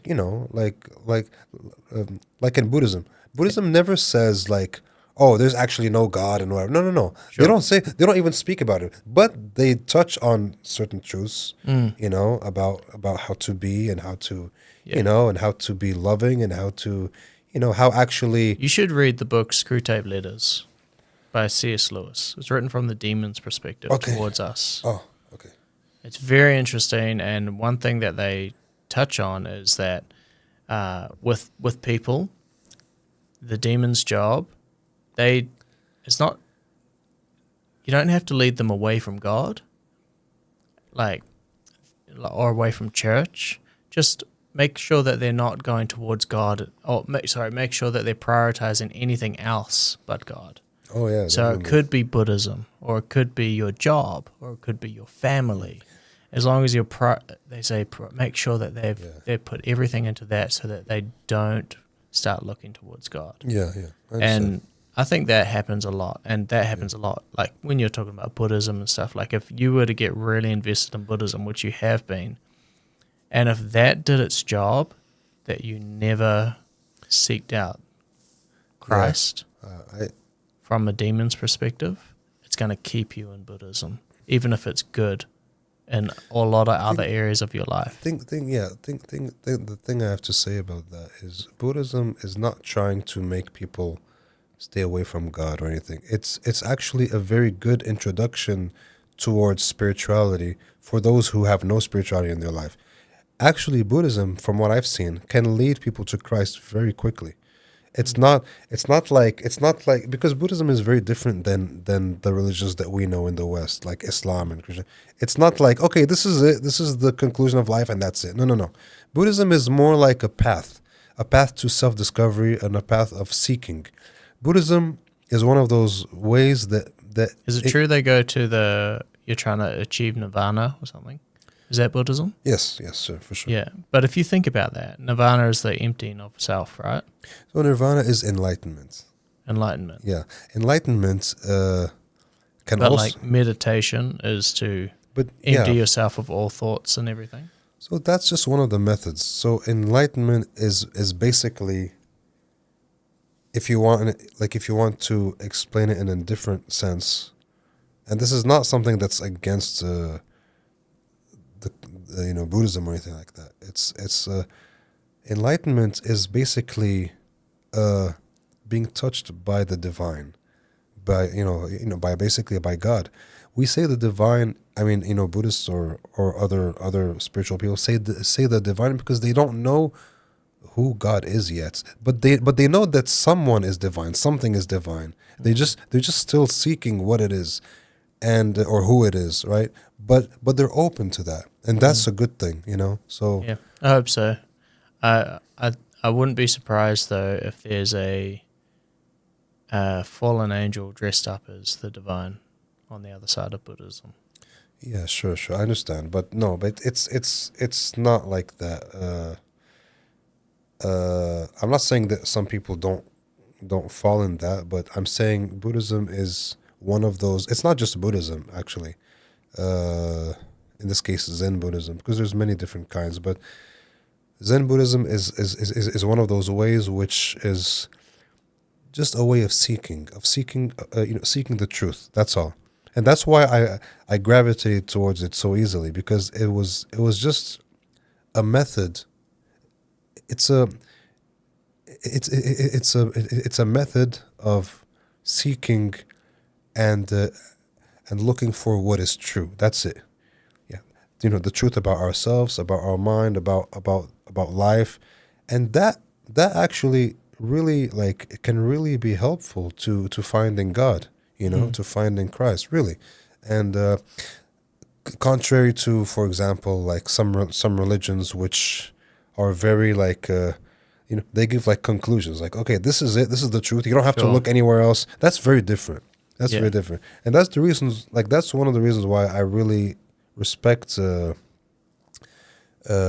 things like Buddhism, like Zen Buddhism specifically, where they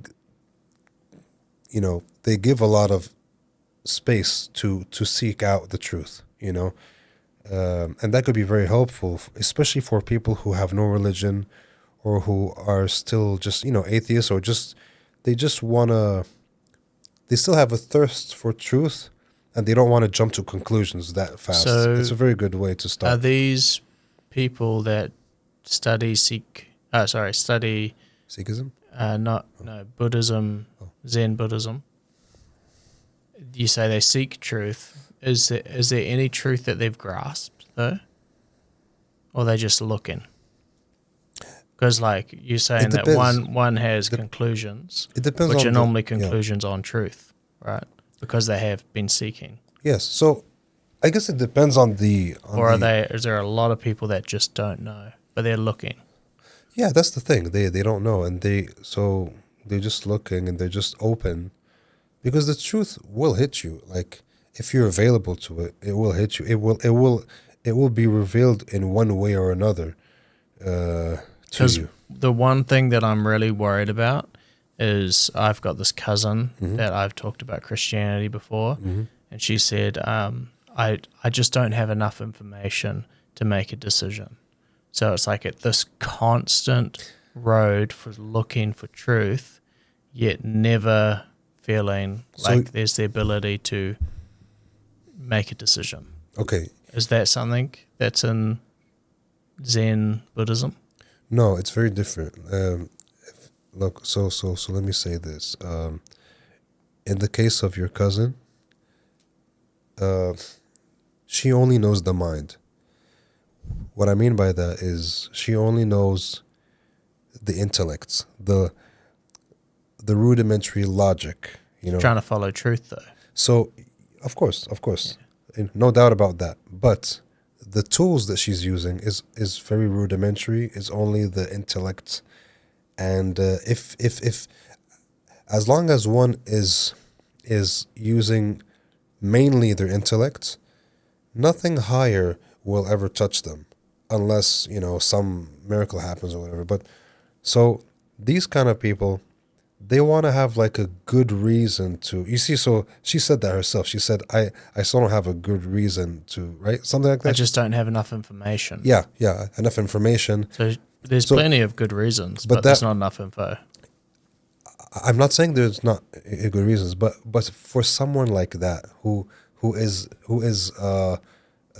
depending on information, basically intellectual, but never has enough information. That's the issue. Because you cannot have enough intellectual information. You can't know everything. No, but what I'm trying to say, no, but if you could just hear me out just a little bit, like what I'm trying to say, because this stuff is very subtle. Information is mainly intellectual stuff. It all has to do with thinking and okay, this seems good, this doesn't seem good. Okay, but that's not what will give you a transcendental experience.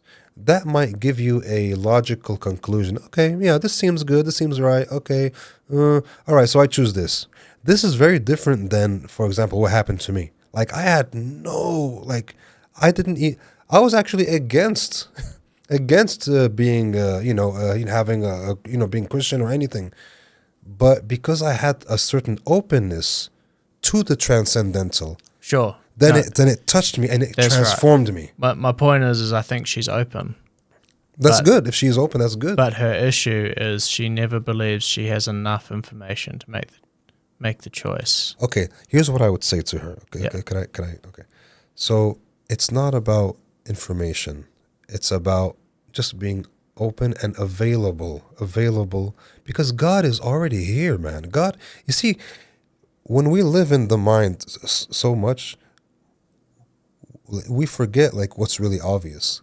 God is already here. He's everywhere, but we are not available to him. When we become available, when we open our hearts, for example, now his grace will easily touch us. And it only takes one moment to be touched by the grace of God.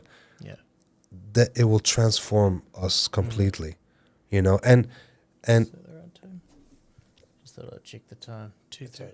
okay. Is that the right time? Oh yeah. I don't know. Is it? Yep. Oh wow, okay. I forgot I had a clock there. Okay, good. Wow. Yeah, wow, yeah, I know. I did not expect We should that. probably wrap things up. Sure. Yeah. I would just like to continue really quickly. So okay. Having said this, I want to continue what I was like about my experience because it goes in line. When that happened to me the first time I was in church and I came out, in my mind, I'm going to tell you what was happening in my mind, because the mind is very powerful. It's the intellect, the mind, especially if it's conditioned in a certain way, and we're all conditioned to a certain extent. My mind was like, okay, what now? Are you Christian? But you don't believe in this, you know what I mean? But at the same time, my heart that was hardened for all this time has become a heart of flesh again. And my heart started speaking once again, saying, I know this is true. You may not have enough information, like for me, and this is also good for for others listening, like your cousin. You may not have, because I didn't know anything much about the Bible. I mean, I knew a few things, like basic things, but not really basic. I I was actually in disagreement that Jesus is the Son of God or God Himself. But my heart was saying, this is true. My mind was like, yeah, I'm still not convinced. But my heart was saying, what you just experienced Yeah. is the most true thing ever. Yeah. So now I was like, I was Like a confused. I was like, revelational truth. yes, yeah. So now I was confused. I was like, wow, I don't know where I stand now, because when people were asking me, oh, so you're a Moroccan Christian? I was like, no. And they're like, oh, so you're just coming to church? And I was like, I don't know. I really don't know. I just had a calling and I had to come, and and now I have this experience that's always putting me to tears. Like now, like every time I talk about it, man, it's incredible. It's been a year now, and I still cry every time I talk about it, man. And I kept going to church, and I kept going to church, and then I started reading the Bible. I started meeting with Christians and the priests as well, so so you can help me with, like, just to know more for my mind, right? Your And mind has got to catch up to your heart. exactly, that's a perfect way to say it. And so now, so I started having these I don't know what to call them, feelings, revelations. I don't know if we can call them revelations, but like these like glimpses of what's real. For example, one time, like, so I had this, and then I had this epiphany or whatever. I wrote it on Facebook. I wrote like, okay, each religion like kind of like represents a certain dimension of life. In yoga, we call these dimensions, chakras. Okay, so chakras, like represent like different dimensions of life. So I was like, okay, so people say that Islam is a religion of peace. Okay. They say that Buddhism is a religion of compassion. They say, Hinduism is consciousness. All these things, but Christianity is a religion of love. And although compassion, consciousness, peace, and all these things are good, if you have no love, you are nothing. And I showed this to one of the priests, and he was like, hey, that sounds like Corinthians, in First Yeah, I was Corinthians just 13. thinking that. Yeah. And I was like, really? And I was like, yeah, there's something very similar in the Bible. And then he showed it to me, and I started crying. Yeah. I was like, oh my God. God was showing me like things that were like in the Bible, of course, in like, said in different ways. Yeah, in a way that you would Before able to understand and comprehend easier. before even reading the Bible. That's cool. Before even reading them. And I just got like, it just broke Good down and started confirmation. crying. Good Yeah. confirmation, that And it's not like, so like, this is not like, I mean, the only thing. Of course there was other things, but I'm not gonna look into them now. But I'm just saying, like, I'm just trying to say, like, just like you said, like, my mind had to catch up to my heart. My heart already knew. And the thing I wanted to say as well is, one of the ways that I have, like, that I describe my experience is my heart had eyes that I've never knew it had. And all of a sudden they opened. Now all of a sudden I see the world through the eyes of my heart. And I had no idea that there was actually a Christian song that's called Open the Eyes of My Heart or something along open those the lines. eyes of my heart, Lord. Yeah. Right? Yep. Great song. I didn't even hear it yet, but I mean, but I'm aware that there's a song like that. Because when I saw that there was a song like that, I just started crying again. I was like, oh my God, like that's exactly what I said after I had that experience. I literally felt like my heart had eyes and they just opened, and now I could see the world through my heart. And everything that didn't make sense before, all of a sudden just makes perfect sense. Wow. Really. And So cool. so beautiful, man. Yeah. And I mean, and that experience alone made me want to get closer to Christ, know Christ more. And the more I knew about him, the more I read the Bible, and I was so ignorant about how beautiful and how profound the Bible is. I've never really read it before. Like now when I read it, man, it hits you so deeply. Like I'm like, wow, this is the Bible. Like I never knew Dude, this. it's alive, man. It's alive. Yeah. It speaks to you, and Yeah.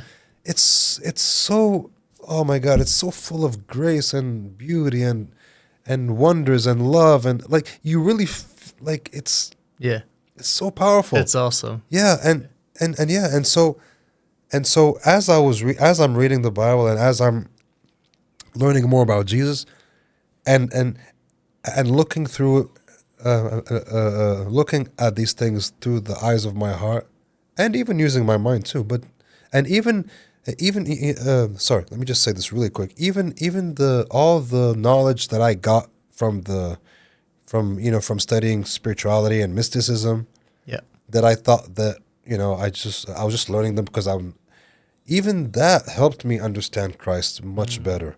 And now I'm like, man, I know these things are real because I know from my experience in India and all these things with yoga, I know these things are real. Yeah. I know these things are not just a matter of faith. I know they're real. So it just made me so, like, it just made it so much easier for me to accept Christ as God. Awesome. Yeah. Wow. And now I my like- heart is, and my mind are caught up together, and now they're Yeah. That's awesome. They're high-fiving. yeah, exactly. Your heart and your mind. Yeah, man. I like how your story has God using all aspects of your journey, Yes. whether it's your doubt Yes. to confirm, whether it's your ability to walk into Buddhism, which, like you said, it opened your ability to receive the idea of the supernatural, of the spiritual, of that something bigger might be out there. I like how God has used so many different Right. things in your Exactly, yeah. life to draw him towards you, because beforehand, when you had that really hard heart and a resistance to the supernatural, a resistance to the Holy Spirit's voice, I just don't think it would have worked. Yeah. And he knows that. Like, knows he's that. unbelievably patient with us. So awesome, man. Awesome testimony. And I know you left a lot out, but due to time, we'll finish there. No, it's fine. I'm also, like, each time I talk about this, I share so much that it makes me exhausted at the end. So, like, I'm fine with stopping now too. Yeah, great. Oh, by the way, Yeah.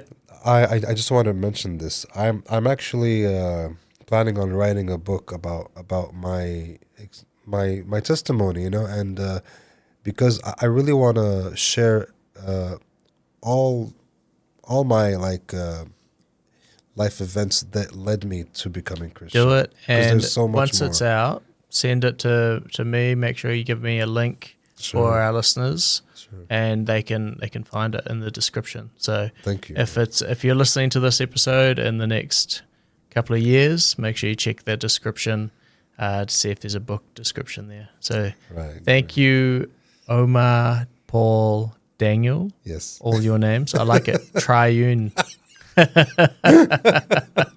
Thank you, bro. Awesome. Thank you so much, Paul, for coming on the show. Really, really appreciate your story, and you've got such a heart for people and such a heart for God. Like, keep running hard, Thank you very much. and your path will be made straight. I know that for sure. Thank you so much, man. No Thank you. worries. Thank you, bro. Thank you. Well, thank you for listening to this episode of the Jesus Magnet podcast. We'll see you next time.